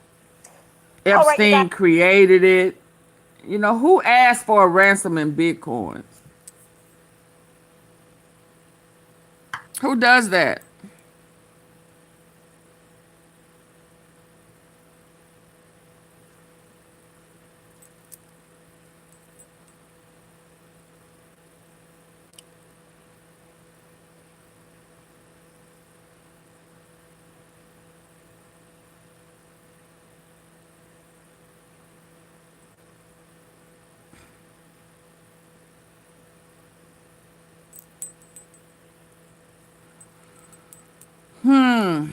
Come on, Candace. Okay. Thank you, Miss Tom. Thank you, Monty. I'm up here talking to myself. I'm trying to get this. It's just so much, y'all. Y'all think I'm playing, but it's a lot going on. They are dropping a lot. They are connecting some dots, even with Diddy and Jay-Z and Elon and Epstein. It's just a lot. I just don't know where I put it all, but hold on. I had my Annie hat on today. Straight to jail, straight to jail. Straight For questioning, at least, Erika. I don't care who's mad. I really do not care who wants to be upset after and her this big episode. daddy. Really, her big daddy you'll be Trump. wasting your breath. You can spend $1 billion on influencers because this is all becoming increasingly inexplicable. You are asking me to be an idiot, actually, and I cannot do that for you.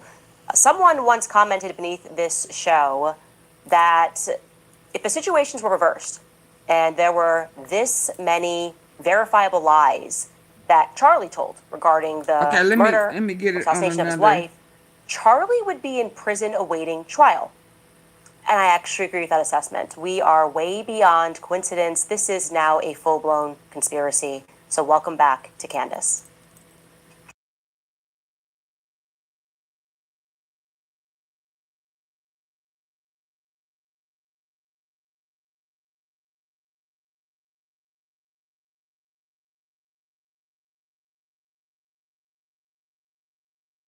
Enough, ladies and gentlemen. I've seen enough. Erika Kirk should be dragged into a police precinct for questioning. Like I said, you can show me the person who disagrees with me on that after I will reveal to you what we can now confirm. You can show me that individual, and I will need to go get show y'all you popcorn? a blown fraud. That's the only people that would disagree with that assessment. I said to my team this morning that the amount of evidence that is now piling up, I would say against Erika Kirk, is almost akin to an NBC Dateline episode, except it's actually more simplified than that. Like Dateline, that show is way too complicated. We're effectively now playing a toddler's game of Blue's Clues. Now, for my international friends who don't know what Blue's Clues is, it's a child's program here in America where toddlers follow along a massive blue dog as he puts his paw prints on certain clues around a house, 3 clues, then they try to put together a picture in the end. What is Blue trying to say? Let's take out our handy dandy notebook and see what Blue is trying to say. Here's the mail that never fails. Okay, if you are an adult that is capable of basic logic, then I can tell you that Blue's Clues is probably not for you because it's not that exciting. It's pretty obvious, you know. Discovering that 1 + 1 = 2 is a very elementary concept, and that's effectively what that show is. And we are now arriving at that moment with Erika Kirk, and I'm going to tell you why. So yesterday and last week, we introduced to you Erika's best friend for over 15 years, a woman by the name of Tracy Martin. Now, we were working off of a tip that Tracy may have been with Erika when Erika got the call from Elizabeth and Mikey McCoy, because they were both on the phone, even though that was never revealed to the public until later. Tracy, I am told, because she's privatized her public profiles, but I am told that she has denied that claim. Okay, let's assume Tracy's telling the truth and that she was not with Erika on September 10th. That's not even relevant to what we're about to reveal to you, because what Tracy cannot deny is that her daughter is indeed Erika's assistant. I have confirmed that. And I want to be very clear here that this young woman did nothing wrong. She's not done anything wrong. I'm intentionally choosing not to name her daughter because I don't want people to stalk her, to reach out to her, or to try to learn anything about her life. She, like I said, has done nothing wrong. And in many ways, she's just beginning her life, okay? She doesn't get to choose who her parents are, and who among us would not jump at an opportunity to go work with the wife of the CEO of a massive student organization like Turning Point USA. You would accept that job gleefully. That's a wonderful opportunity in life. So I just want to overstate here that this young woman needs to be left entirely alone, okay? Choosing not to name her. However, it is a fact that she was supposed to go to UVU on September 10th. I remind you, this is Erika's assistant. And it sort of tracks, given Erika's public admission, that she too was considering going, but remember, Charlie told her, home needs you, so she was instead going to go meet him at the next event, which was in Colorado, slated for later that week. Charlie did not want her to go to the UVU event. Is she saying because the kids needed her? Home needs her. Did she say Ho needs you?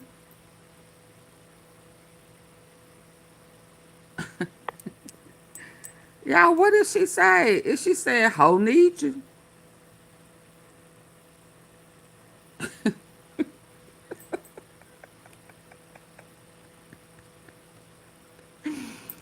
Is that what she's saying? Pimp down, Ho needs you. Her to go to the UVU event because the kids needed her. Home needs her. But he totally wanted her to become the chairman and the CEO of the company in his absence, right? Like that totally tracks. That makes perfect sense. Anyway. But the reason that Erika's assistant and her mother, Tracy, Erika's best friend, told people in their orbit something quite interesting, actually. The reason that they told her that they didn't go is different from the reason that Erika didn't go, obviously. Tracy and her daughter told people that Tracy had a bad feeling. Like I told you, you confirmed that. Tracy had a bad feeling, and so she stopped her daughter from going to UVU. This is now confirmed. It's a fact. So let me carefully unpack to you why that is bananas. Let's go. The day before, as we know, Charlie messages a group of people and says that he is abandoning the pro-Israel cause, and he means it, okay? He's also texting people who work at Turning Point USA, and he's saying he wants Candace back at AmFest that year after the Zionist peer pressure to keep me off of the roster. He wasn't allowed to have me. Charlie's done. He is done. That's now a fact. He signals to his troops that he doesn't care about the money, does not care about the money anymore. He wants them out. He then has what looks like an emergency Zoom call with Rabbi Wolicki. Now, I want you to bear in mind, this is 4 a.m. in Israel. Rabbi Wolicki lives in Israel. It's 4 a.m., and he's going to jump on this call with Charlie. Thank you, Specs. And he was just on this chat. You tried to clean it up. 2 hours earlier before this call when Charlie said that he would no longer be bullied by Jewish donors who play into all of the stereotypes. That chat, that notorious chat, which also featured Josh Hammer, okay? Josh and the rabbi, 2 hours later, are going to jump on this call. And later on, after Charlie was assassinated, Josh and Erika, in a different time, to my face, they're going to say that chat was really not a big deal. That chat wasn't a big deal. Charlie was just blowing off a little bit of steam. He didn't mean it. He never once blinked on his support for Israel. Now, according to Josh, that 2 hour later call, that was just because Josh Hammer's brilliant.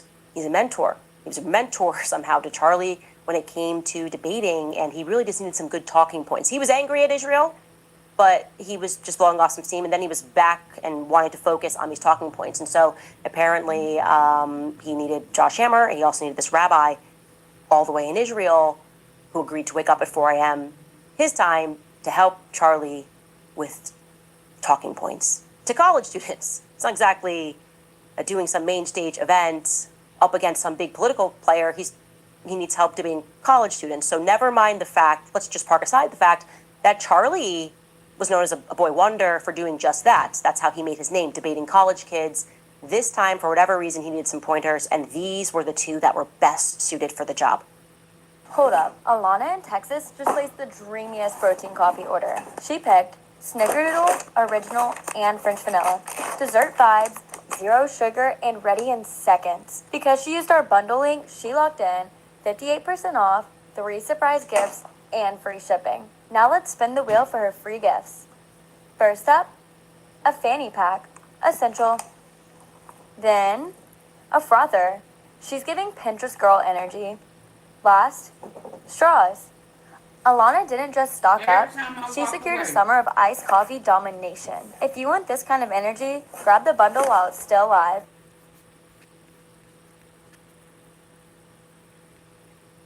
Okay.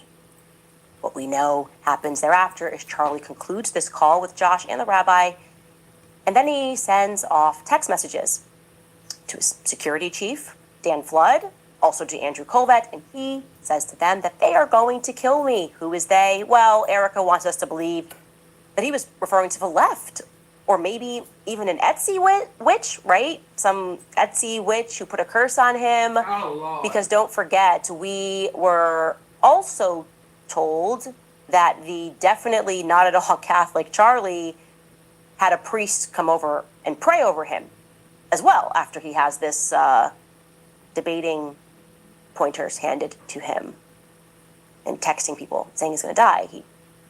He also was not at all Catholic and needed a priest to pray over him. And by the way, don't forget, he also apparently had no fears the next day, Erika says. She has his phone, but we got a priest praying over him. We have a declaration that he's abandoning the pro-Israel cause and that he feels that he is being bullied and he's done with it, and that Jewish will play into all the stereotypes. But we are also told that he had no fears the next day. Actually, he went to bed and he was just excited. He was elated.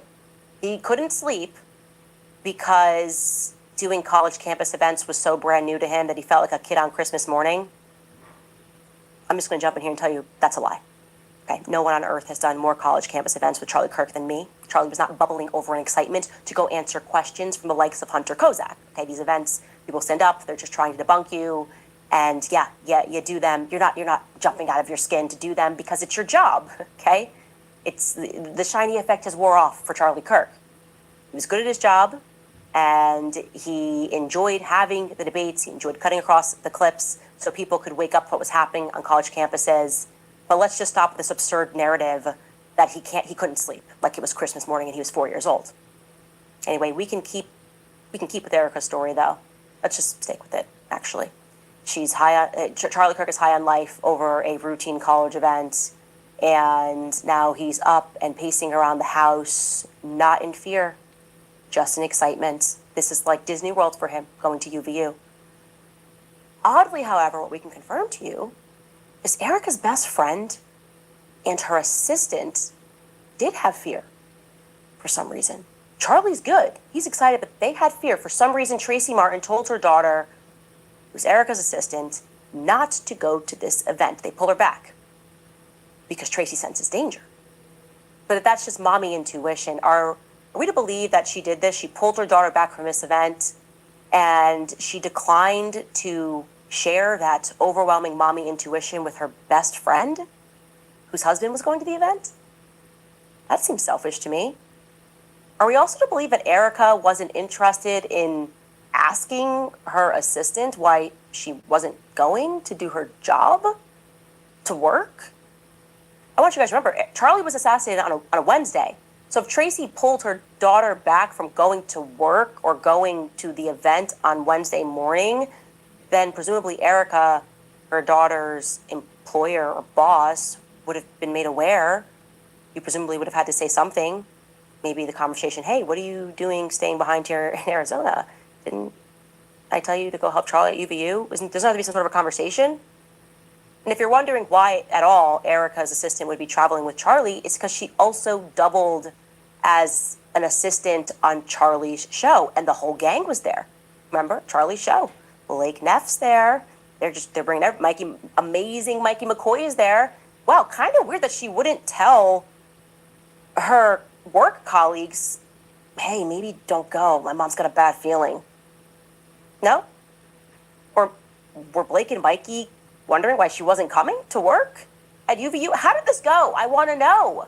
I have all of these questions, but you see, I'm not a police officer. I don't work for the feds. And so I don't have a right to ask them outside of this podcast. Did she call out sick? Maybe she just called out sick.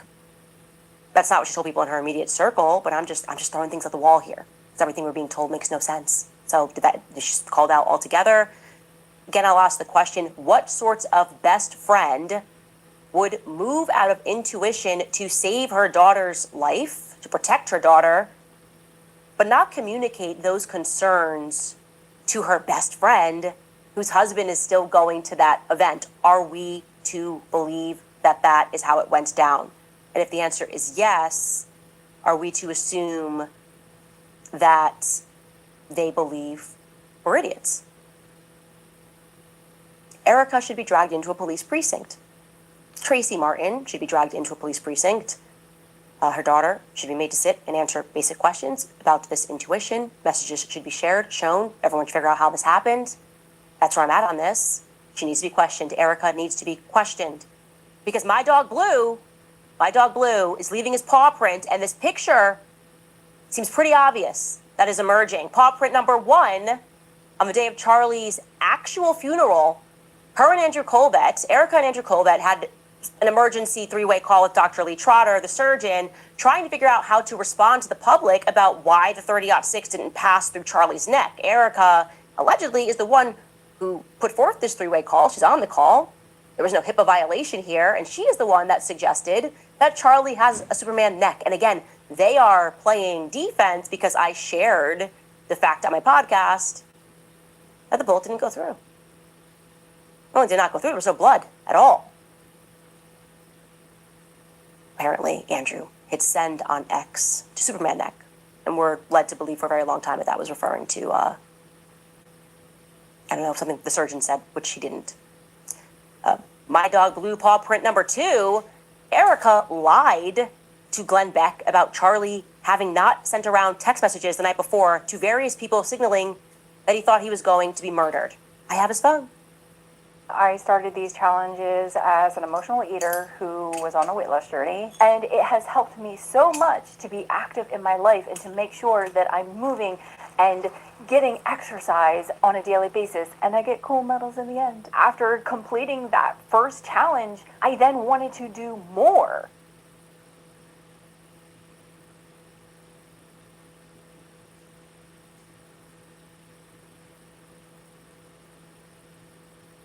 Our tax experts keep more money in your business, so you have more time for your business. Less tax stress, more open houses. Less tax hassle, more oat lattes. Less tax time, more grooming time. Get the most from your deductions so you can get back to your small business.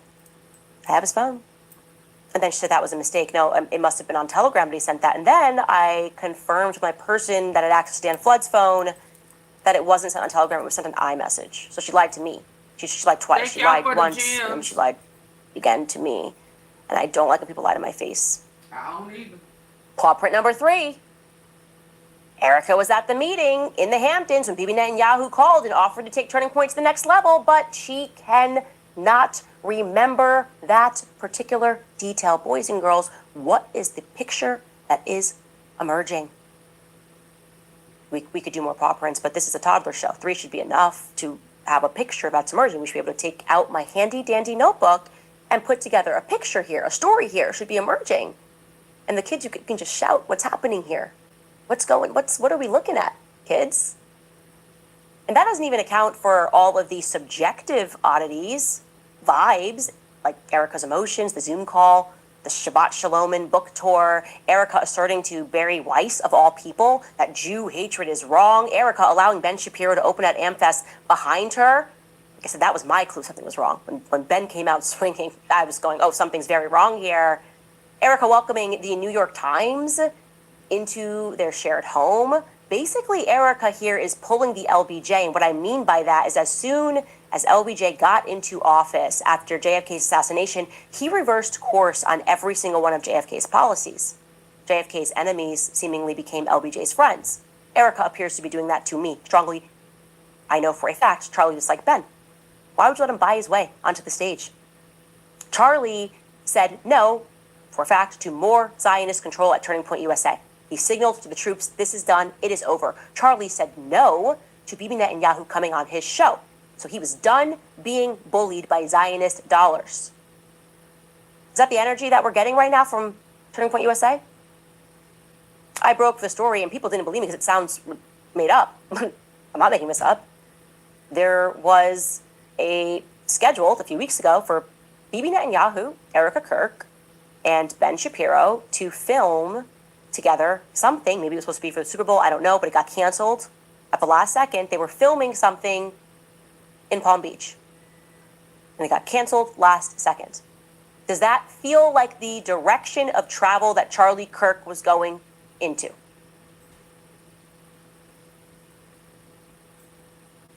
We can't even get his widow to at least come out and tell the truth about Charlie shifting positions. Does that not strike you as odd? Again, we're now in subjective territory, but does that not strike you as odd to at least say, as I would feel, and as I have felt, like, screw you, Josh Hammer, and this person, everybody who was mean to him and stressed him out in those final days? We're not even getting that energy. And in case you still do not believe what I have maintained from the very beginning about Charlie, who had flipped his position on Israel, I want to show you this clip of Megyn Kelly, which is going viral from her appearance on Piers Morgan's show. Now, Megyn Kelly is not the person that I expected to be one of the very few people with a platform who knew Charlie, who simply did the right thing and told the truth. Okay? She has taken a ton of flack for that. I also want to be clear that her and I do not agree. She supports Turning Point USA. She supports the direction Turning Point USA is going into ostensibly. She disagrees with me on a great many number of topics. But at this juncture, I would probably crawl over broken glass to defend her, even if I didn't agree with her positions, because she showed that she has a soul. And apparently that's rare in politics. She showed and demonstrated that she had a soul when a good man was murdered in broad daylight in front of the entire world. And she had the courage to simply tell the truth. She said, yes, Charlie changed his mind on the topic of Israel.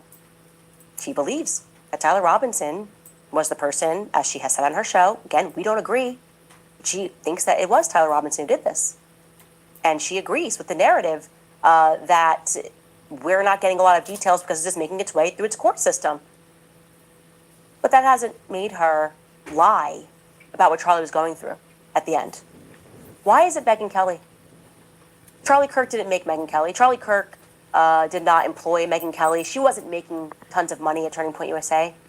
Charlie Kirk didn't. Hold on. What are we looking at, kids? And that doesn't even account for all of the subjective oddities, vibes, like Erika's emotions, the Zoom call, the Shabbat Shalom book tour, Erika asserting to Barry Weiss, of all people, that Jew hatred is wrong, Erika allowing Ben Shapiro to open at AmFest behind her. Like I said, that was my clue something was wrong. When Ben came out swinging, I was going, oh, something's very wrong here. Erika welcoming the New York Times into their shared home. Basically, Erika here is pulling the LBJ, and what I mean by that is as soon as LBJ got into office after JFK's assassination, he reversed course on every single one of JFK's policies. JFK's enemies seemingly became LBJ's friends. Erika appears to be doing that to me strongly. I know for a fact Charlie disliked Ben. Why would you let him buy his way onto the stage? Charlie said no, for a fact, to more Zionist control at Turning Point USA. He signaled to the troops, this is done, it is over. Charlie said no to Bibi Netanyahu coming on his show. Right. So he was done being bullied by Zionist dollars. Is that the energy that we're getting right now from Turning Point USA? She said Charlie didn't want I that broke money. the story and people didn't believe me because it sounds made up. I'm not making this up. There was a scheduled a few weeks ago for Bibi. Yeah, I'm 2 hours in. I need for y'all to hit the like button. Hit the three dots at the top right corner and hit the thumbs up, please. I will wait. I tried to handle it like, we all adults up in here and come on hitting the like button. But I guess, I guess that ain't how y'all like it. Y'all like for somebody to talk to you a little rough. And we're rolling, rolling, rolling on the river, rolling on the river. You like it deep. Come on, y'all, hit the like button. I'm already tired. Don't play. Netanyahu, Erika Kirk, and Ben Shapiro to film together something. Maybe it was supposed to be for the Super Bowl. I don't know, but it got canceled at the last second. They were filming something in Palm Beach, and it got canceled last second. Does that feel like the direction of travel that Charlie Kirk was going into? No, they didn't agree. They didn't agree. And she was only there to steer him in the direction of pro-Israel. And he got off course. We can't even get his widow to at least come out and tell the truth about Charlie shifting positions. Does that not strike you as odd? Again, we're now in subjective territory, but does that not strike you as odd to at least say, as I would feel, and as I have felt, now, Candace, like, screw you, Josh Hammer, and this person, everybody who was mean to him and stressed him out in those final days? We're not even getting that energy. We didn't get real tears energy. In case you still do not believe what I have maintained from the very beginning about Charlie, who had flipped his position on Israel, I want to show you this clip of Megyn Kelly, which is going viral from her appearance on Piers Morgan's show. Now, Megyn Kelly is not the person that I expected to be one of the very few people with a platform who knew Charlie, who simply did the right thing and told the truth. Okay? She has taken a ton of flack for that. I also want to be clear that her and I do not agree. She supports Turning Point USA. She supports the direction Turning Point USA is going into ostensibly. She disagrees with me on a great many number of topics. But at this juncture, I would probably crawl over broken glass to defend her, even if I didn't agree with her positions, because she showed that she has a soul. And apparently that's rare in politics. She showed and demonstrated that she had a soul when a good man was murdered in broad daylight in front of the entire world. And she had the courage to simply tell the truth. She said, yes, Charlie changed his mind of the topic of Israel. She believes that Tyler Robinson was the person, as she has said on her show. Again, we don't agree. She thinks that it was Tyler Robinson who did this. And she agrees with the narrative. She thinks Tyler Robinson did. We're not getting a lot of details because it's just making its way through its court system. But that hasn't made her lie about what Charlie was going through at the end. Why is it Megyn Kelly? Charlie Kirk didn't make Megyn Kelly. Charlie Kirk did not employ Megyn Kelly. She wasn't making tons of money at Turning Point USA. Charlie Kirk didn't sweat and lose sleep trying to build up Megyn Kelly. But all of his lieutenants around him, they're silent. They're letting the lies fly. This is Megyn Kelly on Piers Morgan, and she makes an incredible point that they're all coming after her. I don't know why she's always responsible for what I say, even though we don't agree. I don't even go on her show. They don't go after people like Piers Morgan, who he actually does platform me. Take a listen to what she had to say. And just on Candace Owens, you've been very supportive of her, not critical, even though she, I would argue, and I have to her face when I've had her on the show, I get on well with Candace, but some of the stuff she's been doing in relation to Erika Kirk, Brigitte Macron and others, I do think is really regrettable, kind of conspiracy theory nonsense just for clicks and money. Why would you hesitate before criticizing her for stuff like that? I've criticized Candace many times over the years. We've had many public fights over the years. But isn't it interesting that you will, quote, platform Candace? She hasn't been on my show in several years, but I get all the hard time. Why am I getting that? You're the one, quote, platforming Candace Owens. She and I don't have that kind of relationship. Candace took a bunch of crap because she was very anti-Israel in the Gaza war. And it became a thing where you had to say she was terrible in her positioning. And then after Charlie died, she started questioning whether Israel had any role in it. And that's when they really tried to amp up the pressure on me to condemn her. And I refused because Charlie was starting to have serious questions about Israel. Not just its role in the Gaza war, but its influence on American politicians, something he and I spent hours and hours discussing. So I had no problem with Candace Owens asking those questions. And I refused to condemn her because I was under pressure from these people who wanted me to. And then that morphed into then everything Candace said thereafter, with which I may or may not have had serious problems, that I had to, where's the condemnation? And it was all really about the Israel thing. And I'd rather die than bend the knee to these people. I'd rather die than bend the knee. It won't happen. I didn't raise my fist and say BLM, and I'm not going to condemn the people they want me to condemn just so that I can get a little pat on my head from them. It's not important to me. What's important to me is I live free, and that, frankly, is what it means to be an American. That is incredibly powerful. And like I said, kudos to Megyn Kelly because she's telling the truth. It has always been about Israel. It is not about morality.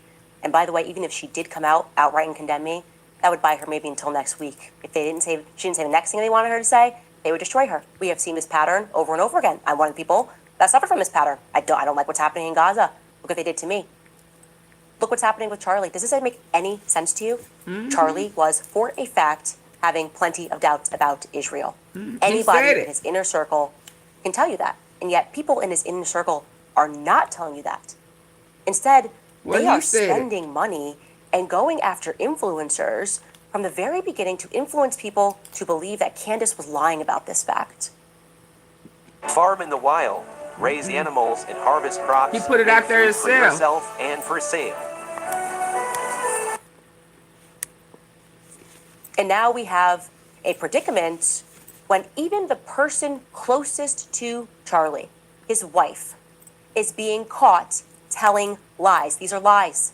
It is inexplicable why her assistant was pulled back on September 10th. Maybe it is actually. Maybe it is something that can be explained. Then they should explain it. They don't want to. This is way too coincidental. I want to be very clear. Very clear on my perspective on this. Her best friend. I believe this is a conspiracy. I don't believe that this just keeps happening and no one can give answers, and that Charlie really was just so excited the night before that he slept in his daughter's bed and we don't know what happened here. Sweep it all under the rug. Nobody talked about what happened at the Hamptons. He just needed advice from Josh Hammer. No. They're asking us to be really stupid right now, and I am asking you to join me in refusing that order. Anyway, we are going to pause here and take a brief break before I respond to a TikToker who has called me over in an internet game of Red Rover, and I have something to say about what she has shared. Be right back. What happened to the red dot? Inflation has been skyrocketing, and it does not seem like it is going to slow down anytime soon. Groceries cost more, gas costs control of your debt than right now. So don't. The podcasters, they've done a lot more than the entire federal government, law enforcement, and Turning Point USA executives in terms of trying to figure out what happened to Charlie Kirk, why things are not making sense. And one TikToker got onto the platform, and she decided to bump me in some information in a nice internet game of Red Rover. Take a listen. Red Rover, I call Candace over. I found something in the Epstein files that may be a missing puzzle piece to the Charlie Kirk investigation. Let's get into it. So after Charlie Kirk had passed away, we started seeing these articles pop up, which made me dig into Erika Kirk, and I found the Romanian Angels stuff. That video blew up, but I didn't have any lawyers sent after me. Instead, it was private investigators asking how I found this information, asking me to send them links. I knew at that point that I was on the right track, was suspecting that Erika Kirk could be involved in something bigger than what we're being told. So I kept digging, because in every homicide investigation, A potential suspect is the spouse, especially when they have so much to gain, right? Now, this article that was posted shortly after Charlie Kirk's assassination by USA Today states that Erika Kirk worked as a real estate agent in New York City for the Corcoran Group. So if we're to believe the story that she works as a real estate agent for the Corcoran Group, then her boss would be Pamela Liebman, because Pamela has been the president and CEO of Corcoran Group since 2000. At least that's what the public has been told.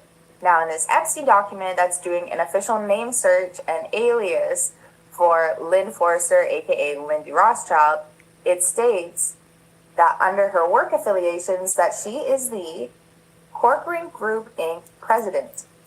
And it even shows her email, which is redacted. Now, this is a bit of a tinfoil hat conspiracy theory, but if Erika was involved in anything sketchy and she needed to receive payment, having her work for the Corcoran Group as a real estate agent would be a very easy way to launder money, right?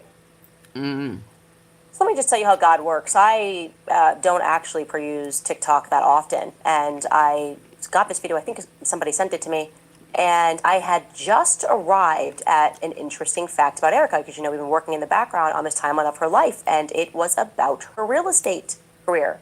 An interesting little tidbit that I can add here on her journey.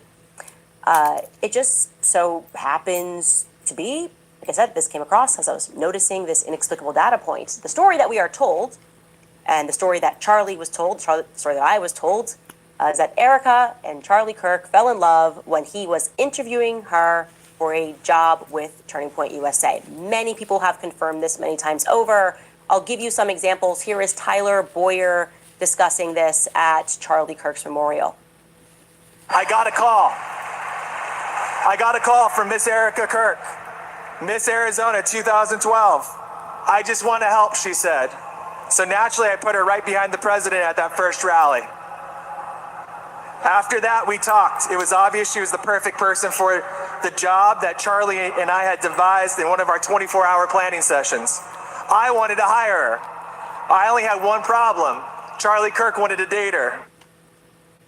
Okay, he tells that story. And by the way, he's telling the truth. I was around for that. I just had to scroll in through my own text messages. Here is Erika similarly telling the story herself. Take a listen. He got finished with his burger and he just sat there and he looked at me and he's like, you know what?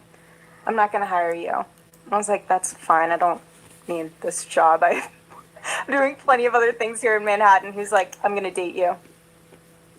Okay, so this is a job interview.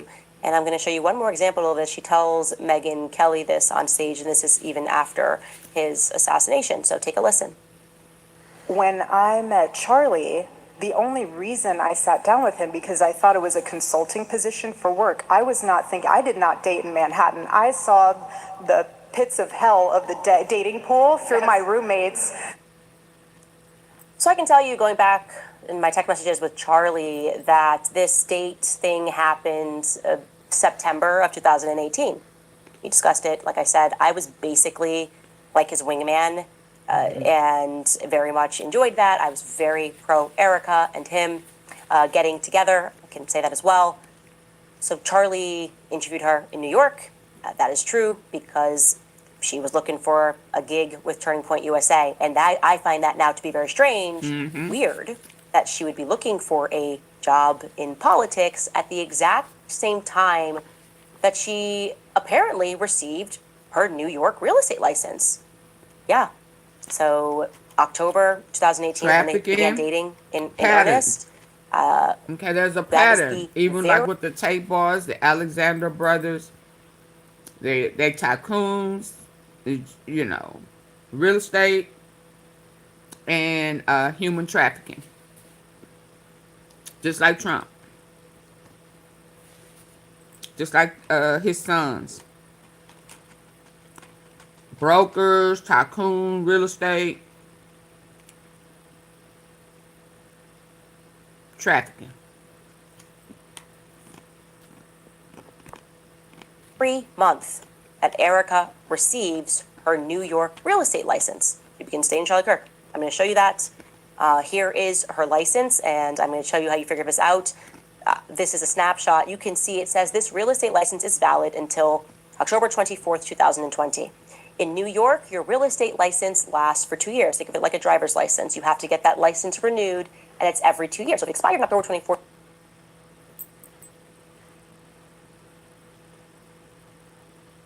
There's the pattern. Let's go.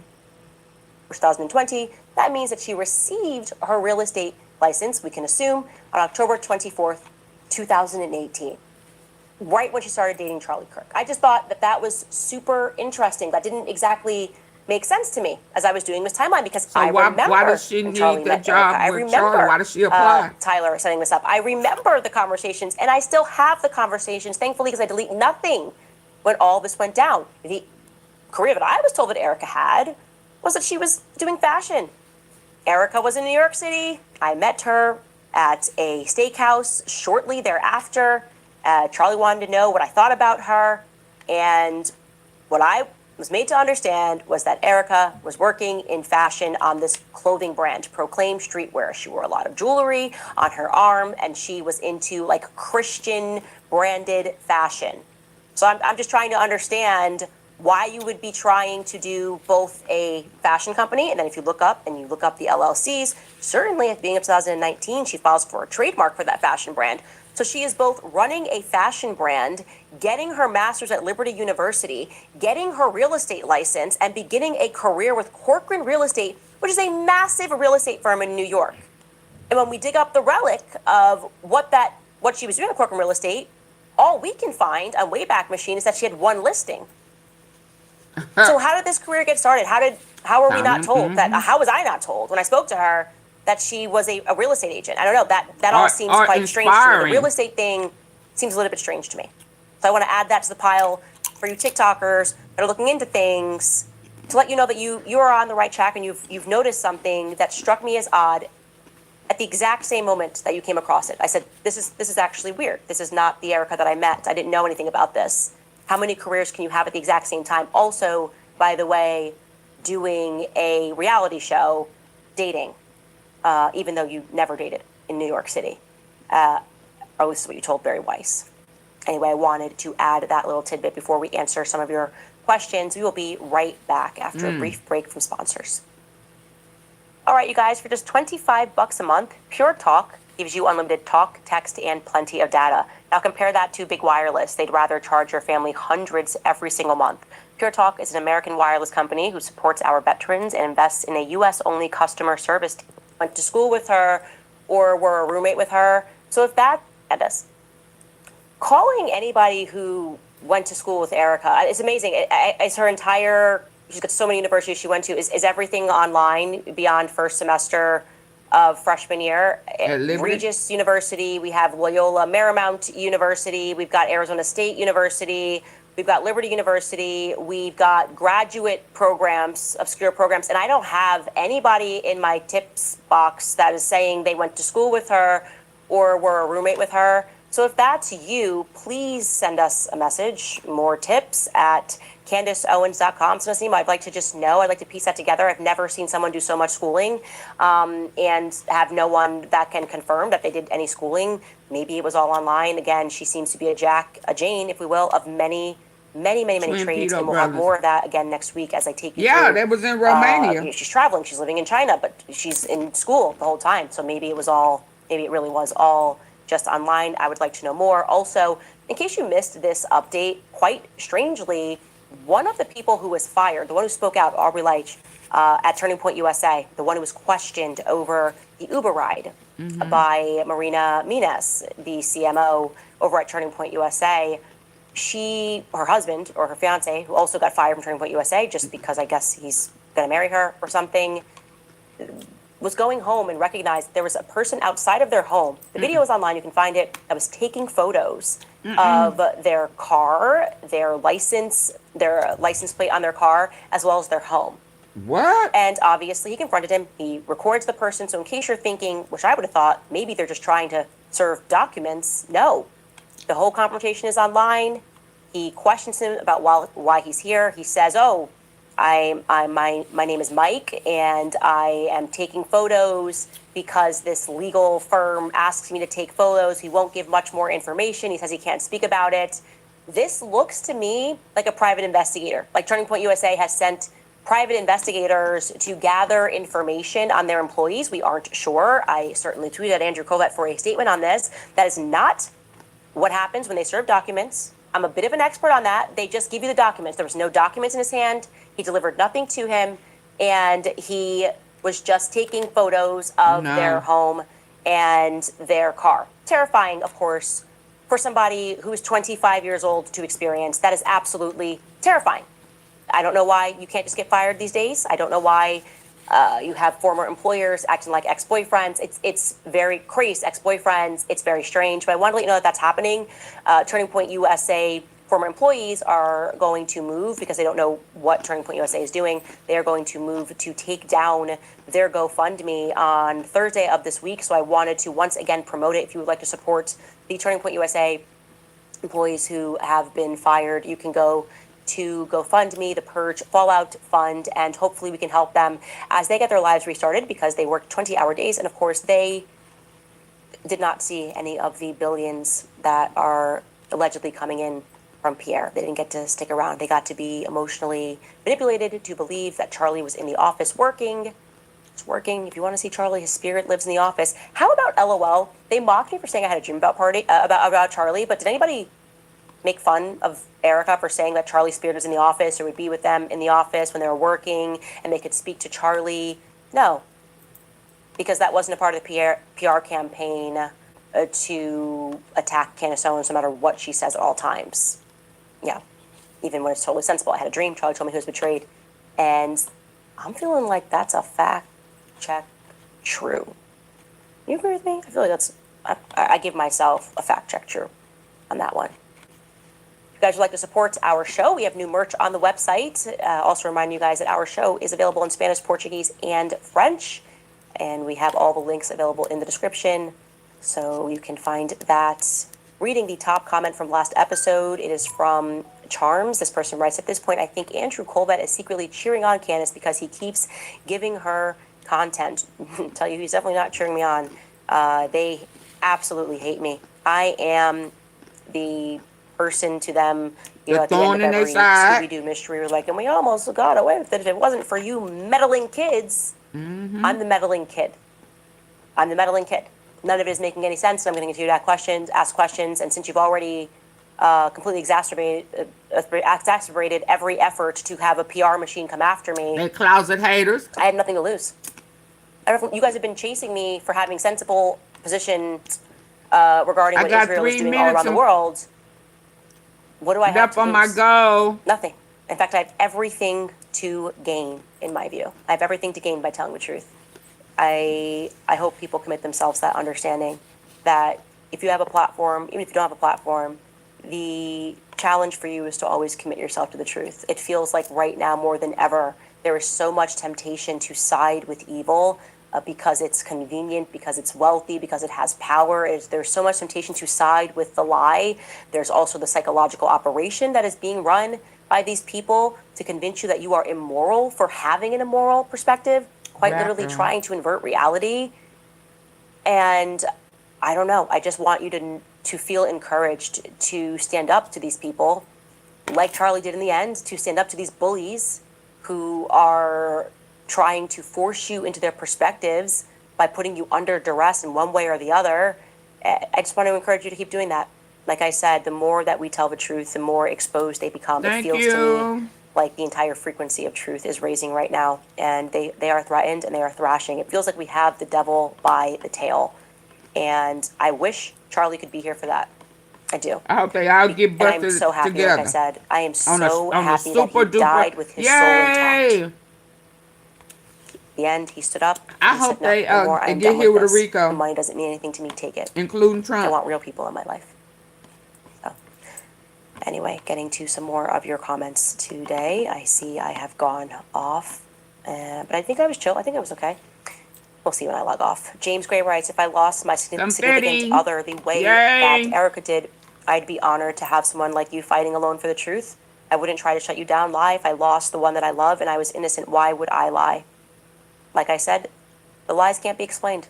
Short of trying to convince people that we are stupid for recognizing the lies, or we are immoral for sensing that this is really wrong, that she should be out here saying what he was going through in the end. Short of that, no. We are all in agreement here. And we are, by the way, the majority. The minority has more money and they have more power, but they don't have any real power. There's no substance there. It's threatened by us simply saying the truth and growing more audacious in saying the truth, which is why I want to also shout out Carrie Prejean Baller, who they are now, because she stood up during that hearing and said, what even is anti-Semitism? Seth, Mrs. actually, what did you even do at the Hamptons? You pressed Mrs. Charlie. Tom and Well, Laura Specs. Loomer and the deranged Zionists are saying there's whispers that she's going to be kicked off of the Yay, religious committee. thank you. Because she won't bend the knee to Israel. Because she is being exactly, or she is mirroring really the attitude of Megyn Kelly. I'm not doing this. I'm not bending the knee to evil. It's so obvious that all you care about is Israel. Thank I'm you. a Catholic. That's what Carrie preaches. I'm a Catholic. This is not our doctrine. Our doctrine is not that we worship Bibi Netanyahu. Right. Our doctrine does not teach us that Israel is a country that must be worshipped because you're putting people in there that say that they're Jews. No, actually, Jews abide by the commandment not to kill.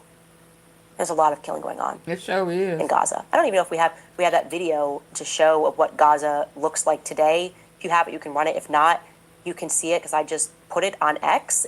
You can go to my X feed and look at what Gaza looks like today.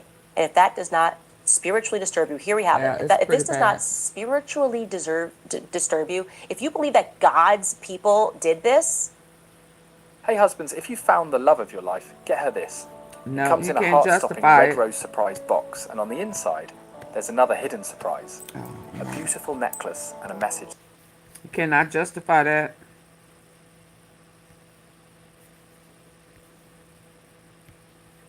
God's people did this to fulfill something. Goodness won. When you look at Gaza, that's a real estate deal being done by very evil people. Reconstructing. And I believe they're going to be cursed. I believe they are cursed, actually. Those are not, God's people didn't do that. Don't even think about it. You don't got to know anything other than how you feel when you look at that. When you consider that there are children that are buried beneath that rubble, that is all you need to know. How you feel is all you need to know when you look at that. And when you watch them thrash as they try to explain away why that's okay. Like and it's want a to do partisan more prophecy. harm. Whose prophecy? Who is your Lord, actually? I'd like to know. I'd like to know who it is. Truth is powerful. I know who's going to win in the end. Christ is king. Truth is going to win. Goodness is going to win. And so I'm on that side. But the liars lie and thrash around. And I can't even imagine. Who are they going to put to work pulling out all the dead children? The immigrants. Probably our military, for being honest. It's going to be our military. Coming back with PTSD. That's going to be our job, right? Got to Prime real estate, ocean and land. Yeah. Do not let your sons go into the military. And don't do that. I think Phoebe's making his 7th trip here this week. Don't let your kids go into the military. It's been completely hijacked by Israel, probably since 1963. We have not gotten an answer as to what happened to Charlie Kirk. We've got nothing but lies. I say the social contract has been violated. They're supposed to protect us. People are being killed on American soil because foreign nations have an issue with them. That's the reality. Sorry, I'm supposed to be reading your comments, and I just went off. I don't even know what happened here. Angelina writes, my best friend's funeral was on Saturday. It was absolutely beautiful and emotional. Charlie's was not. I have deep sorrow for those who loved him. He didn't deserve any of this. My prayers are with you, Candace. You are close.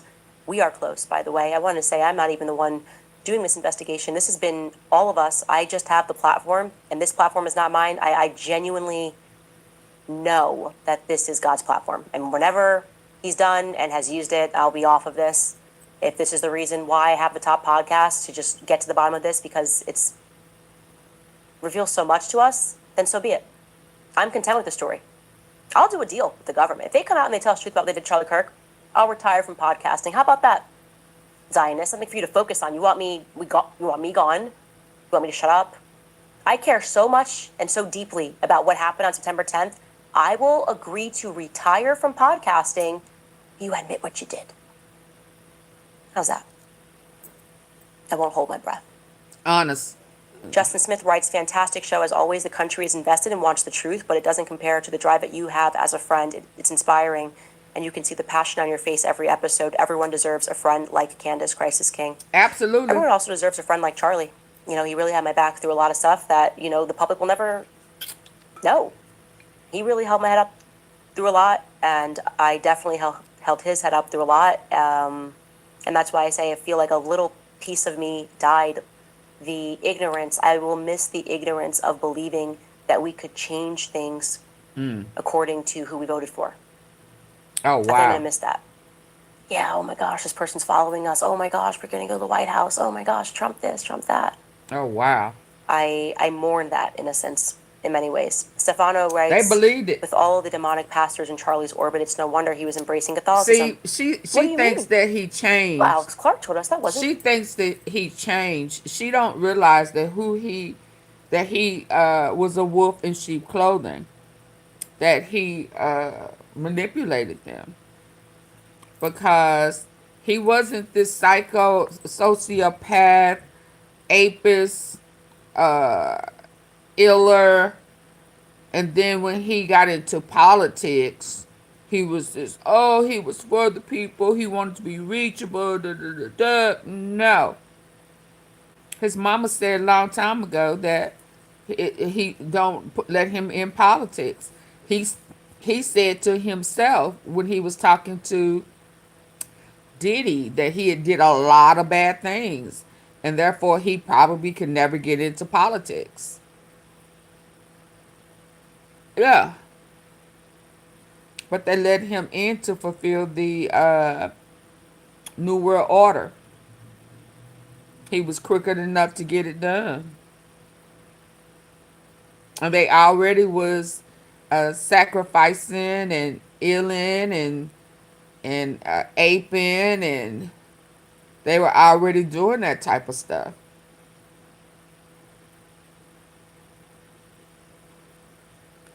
I would too, but a lot of people believed him. A lot of people believed in him. You know, he's a con. He is a business con man. And what he's doing with pro-Israel, playing with Putin and Russia, trying to incorporate everybody to pitch in to get this infrastructure off, leave the U.S. destitute, third world country, flip the switch, rebuild. Yeah, they join in on that. So we'll get you here. We'll you select this, that, and the other. You've already owned these people that that you have taken. Kamala was right. Absolutely. Absolutely. So that's, nobody else.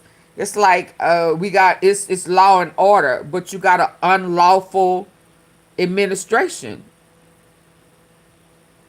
How does that work? We know it's unlawful, but people still believe in him. It's law and order. It's law and order, but he broke the law. He's a convicted criminal. He's a felon. Are you a felon? Are you not? You're a felon.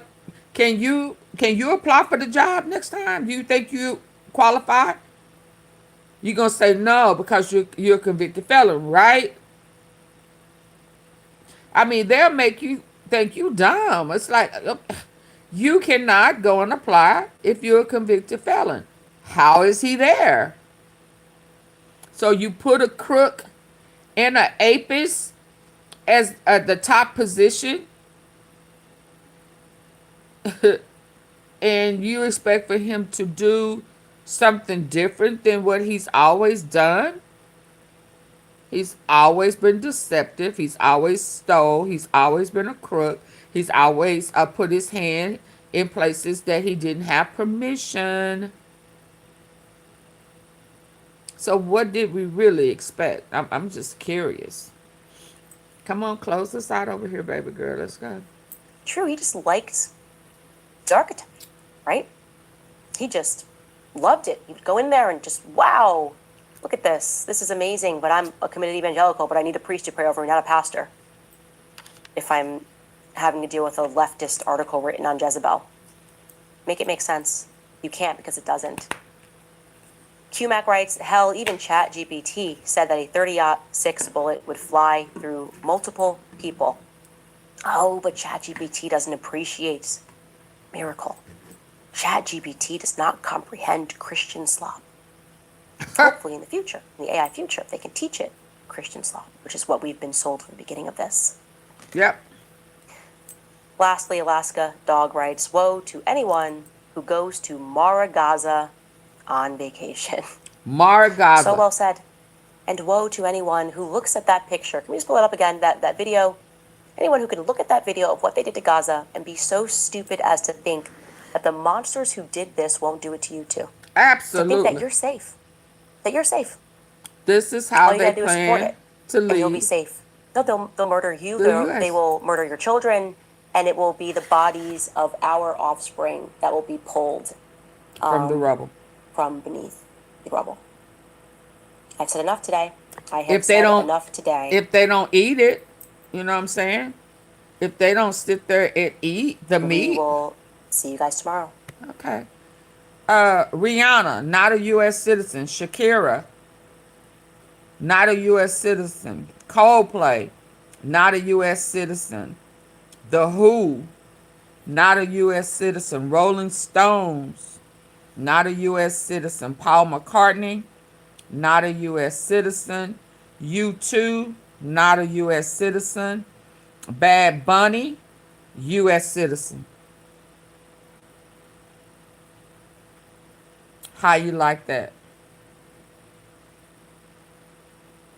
How you like that?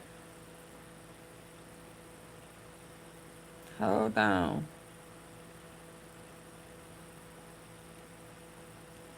I'll cut the volume back on, girl. Can y'all hit the like button? President of the United States, who was absolutely mentioned in those files, and frankly, we know that he had already been sued. Listen to Jasmine Crockett drop this bomb on Trump after Ghislaine Maxwell refuses to testify. The President of the United States, Okay, hold on. who was absolutely mentioned in those files, and frankly, we know that he had already been sued prior to him ever entering office, where there were allegations that he sexually molested a child. This is on the record. Listen to Jasmine Crockett drop this bomb on Trump after A child. Ghislaine Maxwell refuses to testify. He The said President of the United States, who was absolutely mentioned in those files, and frankly, we know that he had already been sued prior to him ever entering office, where there were allegations that he sexually molested a child. This is on the record. Listen to Jasmine Crockett drop this bomb on Trump after Ghislaine Maxwell refuses. They had a whole baby for him.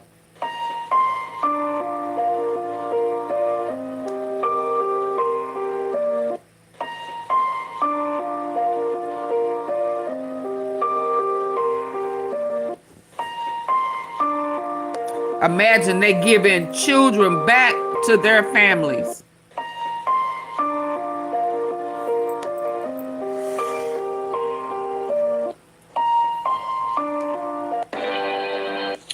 Mr. Rashad Johnson, out of Maple Grove.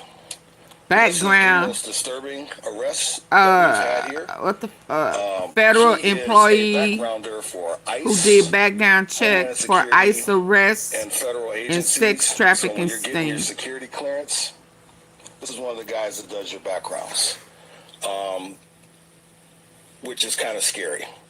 So we locked him up, but I think if you're going to be, these people get access, they get a high security clearance, right? Because again, for all the ICE agents, Homeland Security agents, and people getting security clearance, this is one of the people that does the backgrounds, and you come here trying to purchase sex.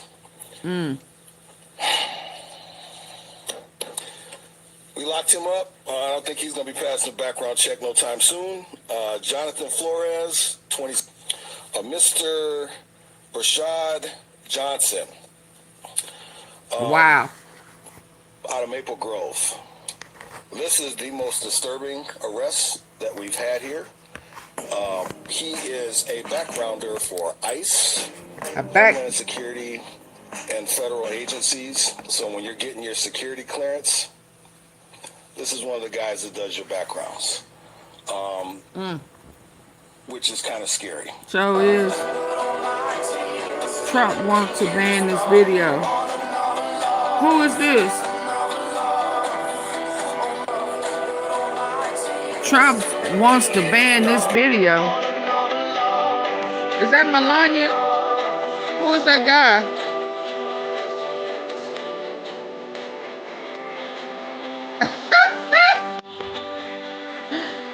She a hoe. What did he expect? Who is that? It's going by Melania and Gavin Newsom actually look so good together in all seriousness. Oh, wow. I bet you've never heard of this Michael Jackson and Jeffrey Epstein connection. So the kid from Home Alone said, "I'll never forget that Michael Jackson saved me from getting on a plane to that tiny island." So the theory is saying Neverland is where Michael Jackson took children to protect them from what was being done on Epstein's island. And because he was going against their regime, they punished him. And they flipped the script and they made it appear as if he was the one abusing them, when in reality, they were the ones who were abusing the people. And he was protecting the children. And you have celebrities like Macaulay Culkin, who's gone on record to protect and defend Michael Jackson. And this is all making sense, in my opinion, because you have all the files that are coming out, and I think it's all coming together.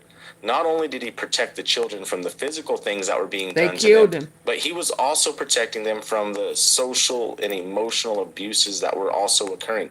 By advising Britney Spears to get out from under her dad before the conservatorship and things of this nature, he did a lot for people. This man was literally a lifesaver.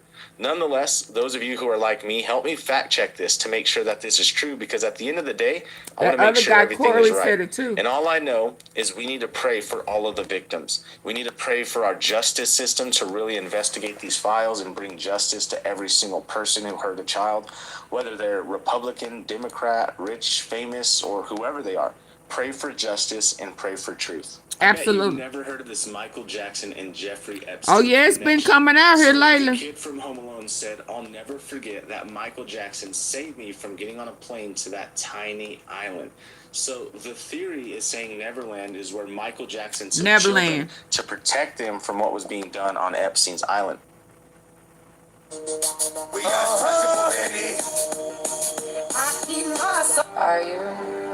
you coming to the street? Strong. The rapper Prodigy exposed. Hold on. Melania. Oh, I wanted to hear. Oh, this is when they was doing that cult. They was having a ritual. They was having a seance, ritual sacrifice. Let me get my picture off of here. I don't want no parts of that.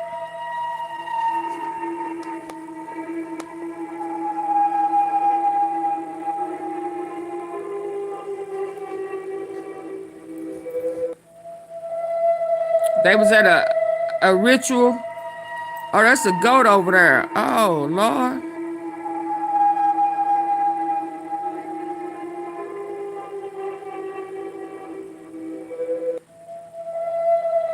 Look at that goat over here.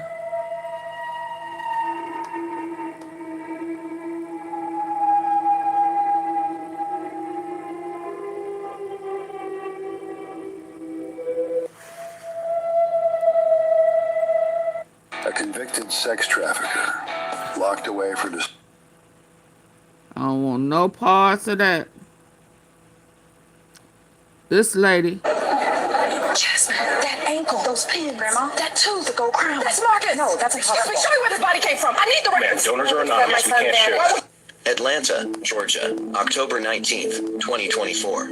Diana Mitchell stands in the bodies exhibition at the Georgia World Congress Center and feels something she hasn't felt in 25 years. Recognition. Not the good kind. The kind that makes your blood run cold. The kind that makes you question your sanity even as every cell in your body screams that you're right. The kind that tells you the son you've been searching for since 1999 is standing right in front of you. Plastinated, preserved, on display for $20 admission. But we need to go back. We need to understand how Diana got here. How a mother's 25-year search ends Oh in a yeah, I science saw that. museum. How a missing pulling person it. case becomes a The fight one where they against was an pulling industry it like built it on looked stolen like bodies. it was This a is that port. story. Before we continue, I just want to say thank you for taking the time to hear my story. If you're comfortable, let me know in the comments where you're watching from and what time it is where you are. I ain't letting Now you let know me I'm tell you what watching from. happened to You crazy. Diana Mitchell and her son Marcus. October 15th, 1999. Marcus Mitchell is 19 years old, freshman at Morehouse College, 6'2", basketball player. Bright smile with a gold crown on his upper left molar that he saved 3 months of work study money to get. His mother said it was a waste. Marcus said it made him look cool.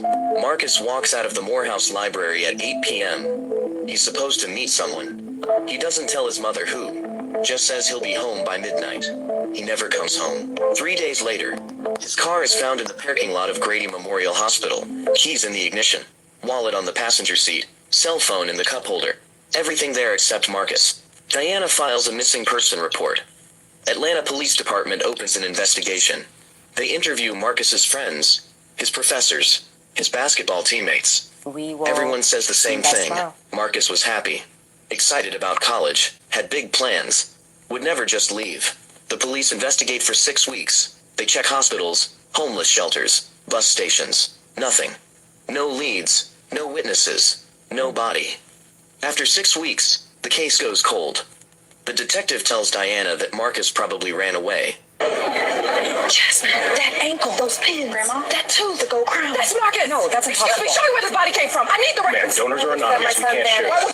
Atlanta, Georgia, October 19th, 2024. She saw her child Diana on Mitchell display. stands in the bodies exhibition at the Georgia World Congress Center. Where all the skin was gone and it was just and you can see the tendons and stuff like that. Yeah. No, where's this other? Hold on. Before I go, I gotta show y'all something. Oh, I'm out of juice over there.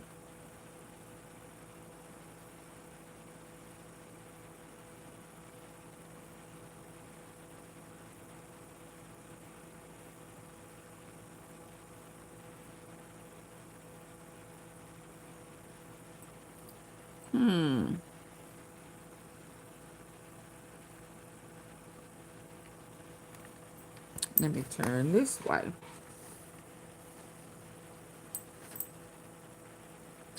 Yeah, I remember, I think it was yesterday, oh. You see this piece of crap? That's Brett Ratner.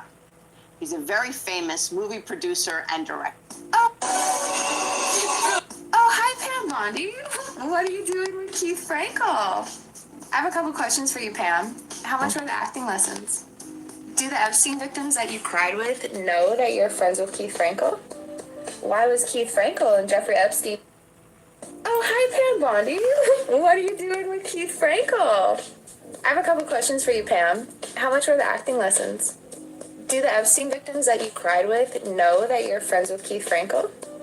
Why was Keith Frankel and Jeffrey Epstein talking about body boxes on February 10th, 2010?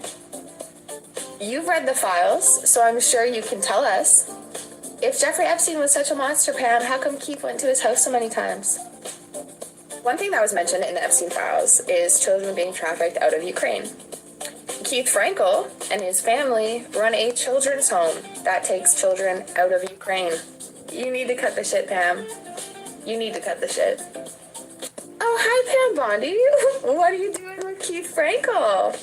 I have a couple questions for you, Pam. How Can much y'all were the believe acting this? lessons? A lady Do the found her Epstein victims son that you cried with in a know that you're clothing friends store. with Keith Frankel?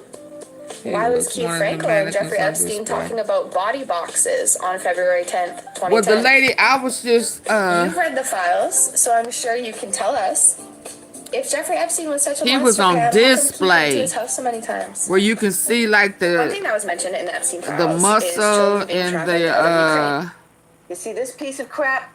That's Brett the Ratner. muscle and the tendons. And ladies and gentlemen, the Epstein files are now saying that Britney Spears is cloned. We all wondered what happened to the London look. Why does she have that gap in her teeth? Oh Lord. It just keeps getting deeper and deeper, don't it? So Britney ain't Britney. I mean, so are they asking to be cloned, or are people just cloning them? What? How does that work?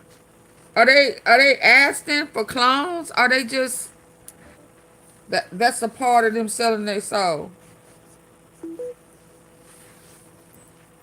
Huh? How does that work? Hold on. How does that work? Oh Lord. Oh Lord. How does that work? Let me sit up. Oh my God.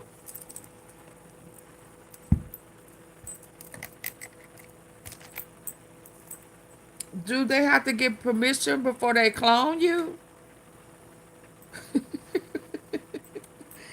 Or they just do it? Was that in her, what her daddy had going on? That don't look like Britney, but that could be because she done got older.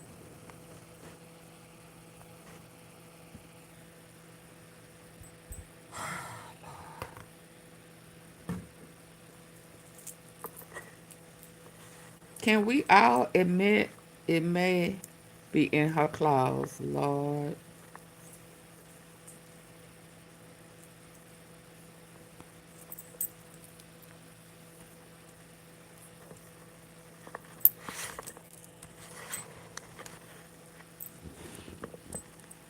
They been swapped Britney when she was losing her mind and cutting her hair and doing all of that crazy stuff, but they don't even look like her. I'm gonna be honest. I'm trying Also, to. her assistant. A lot of things happened at those Epstein parties that can't really be described. Paris also took part in them, and she used to force me to. I even have videotapes.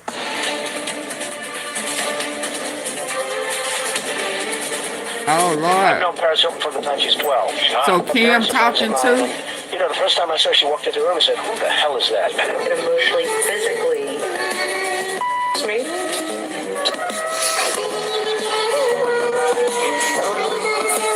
Elaine said, "Oh my God, who's that?" And my friend said, "Yeah, she's called Paris Hilton." And Ghislaine said, "Oh, God, she'd be perfect for Jeffrey. Could you introduce us?" The best party I've ever been to was at Blank's house. Poppy's 50th birthday. It was so sick. Yeah. That's it. This is Paris Hilton with P. Diddy, an agent. Also, her assistant. A lot of things happened at those Epstein parties that can't really be described. Paris also took part in them, and she used to force me to. I even have videotapes.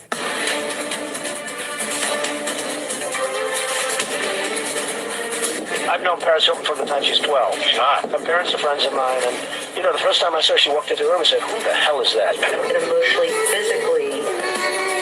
It's me.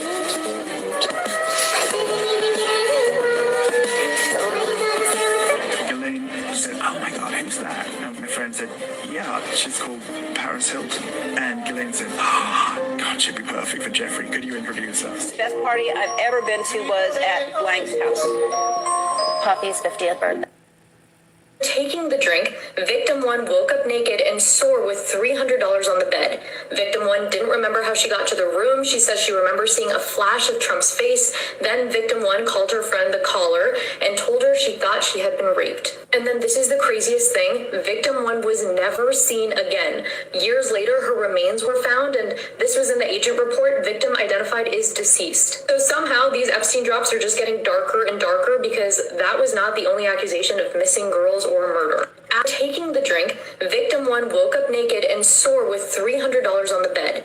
Victim 1 didn't remember how she got to the room. She says she remembers seeing a flash of Trump's face. Then victim 1 called her friend the caller and told her she thought she had been raped. And then this is the craziest thing. Victim 1 was never seen again. Years later, her remains were found, and this was in the agent report. Victim identified is deceased. So somehow these Epstein drops are just getting darker and darker, because that was not the only accusation of missing girls or murder. After taking the drink, victim 1 woke up naked and sore with $300 on the bed. Victim 1 didn't remember how she got to the room. She says she remembers seeing a flash of Trump's face. Then victim 1 called her friend the caller and told her she thought she had been raped. And then this is the craziest thing. Victim 1 was never seen again. Years later, her remains were found, and this was in the agent report. Victim identified is deceased. So somehow these Epstein drops are just getting darker. They were eating the fucking settlers. Yes, they were eating the Native Americans. When Christopher Columbus landed in Port-au-Prince, Haiti, they were eating the fucking Native Americans. It is in their fucking journals. Even John Smith's journal contains that they used to barbecue, grill, fry, and boil the fucking natives. They would cut them up into chunks and fry them like they were fucking chicken, bro. This is the shit they don't tell you in school. This is the fucking shit they do not tell you in school. This is the unwhite.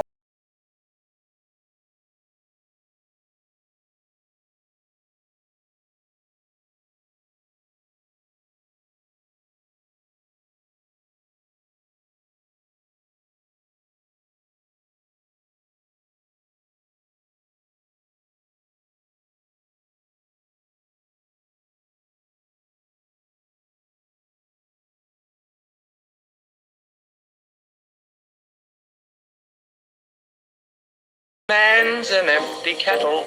He should be on. Why did Jeffrey Epstein buy gallons and gallons of sulfuric acid for his island?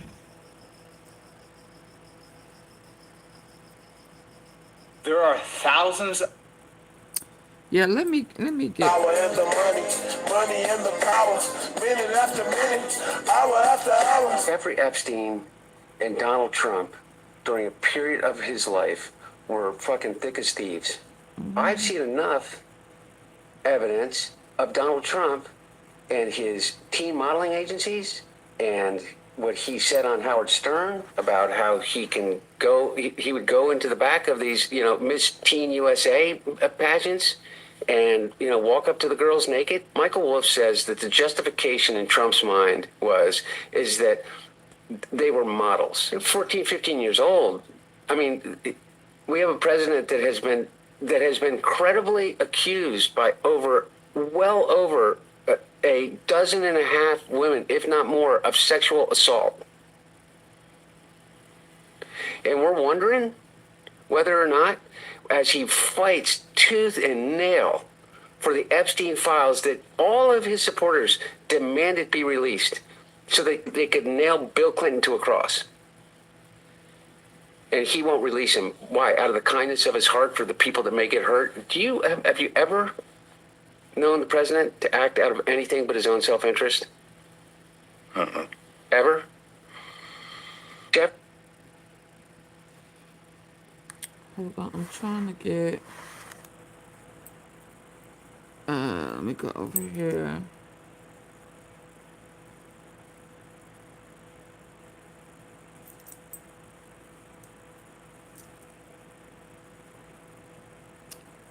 I'm trying to get to where I saw.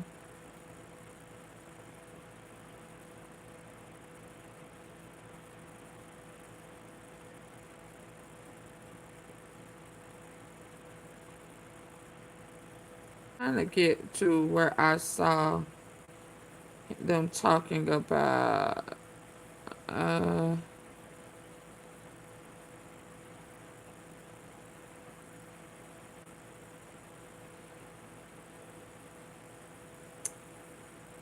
they were talking about that Elon and that golden egg thing, that golden dome.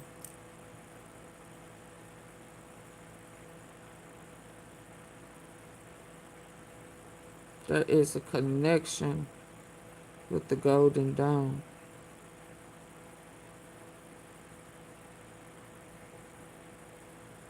And y'all not gonna believe.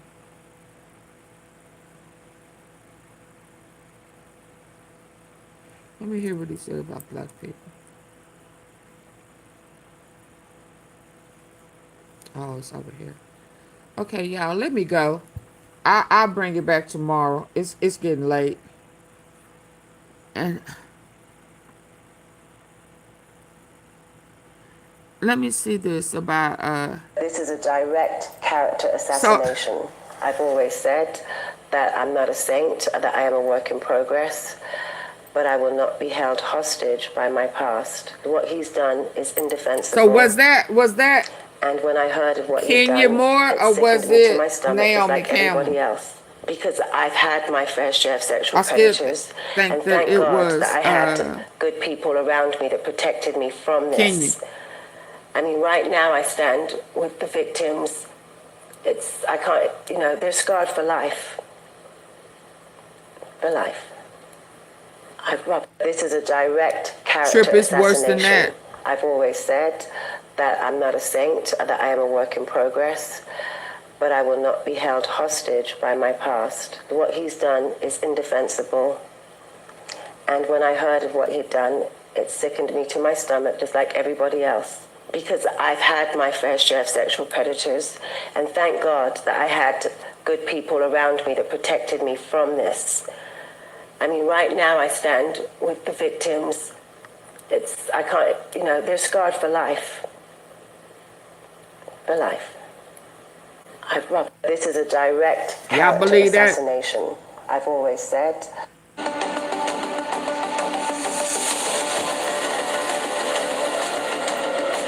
Was this today?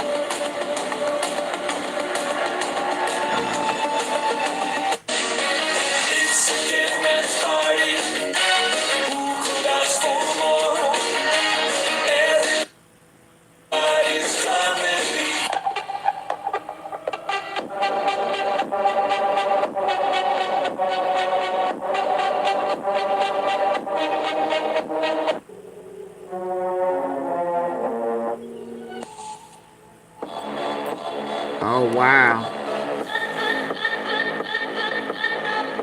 I hope them your grandbabies.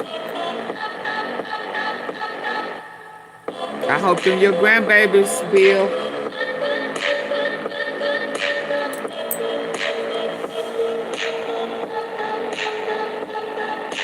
I don't know, but I know. Proud Boy founder, Erika. Unmasked. Okay. How do I cut this music off? Oh my God. Okay, so he been unmasked. Enrique unmasked as federal ICE agent. Awesome. Masked off. Let's see how tough your ass is now. Yeah.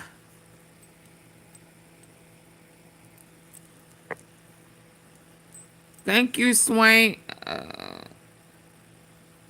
King.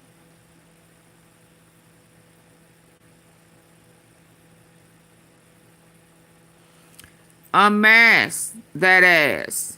Unmask that ass. Yes, indeed. Let's go. Let's see how bad that ass is now.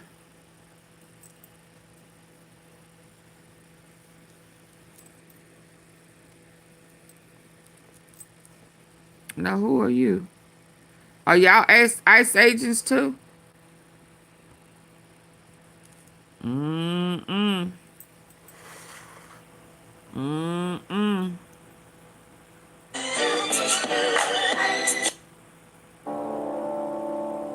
Step into your power, don't hide away.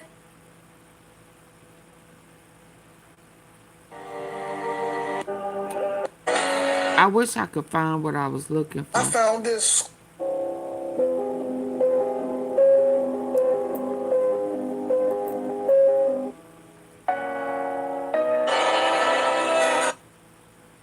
Okay, y'all. I'll see y'all tomorrow. It's too much. They are constant releasing stuff, and I need to get this device charged because. Oh, what is this one?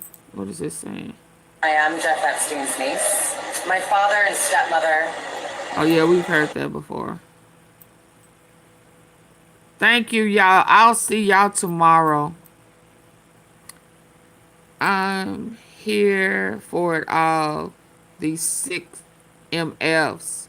Well, I'll see y'all tomorrow. Please hit the like button on your way out if you didn't hit it on your way in. Oh my God. Wow. I know these are right. And it's more. I just, it's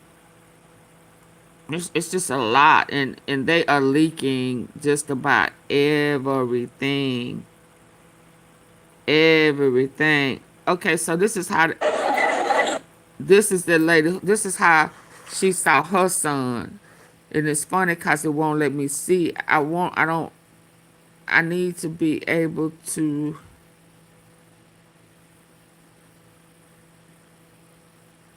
I'm going to show it real quick. It's gonna be over there. Grandma, that tooth. That tooth. That's how she saw him and knew that it was her son. Did y'all see that?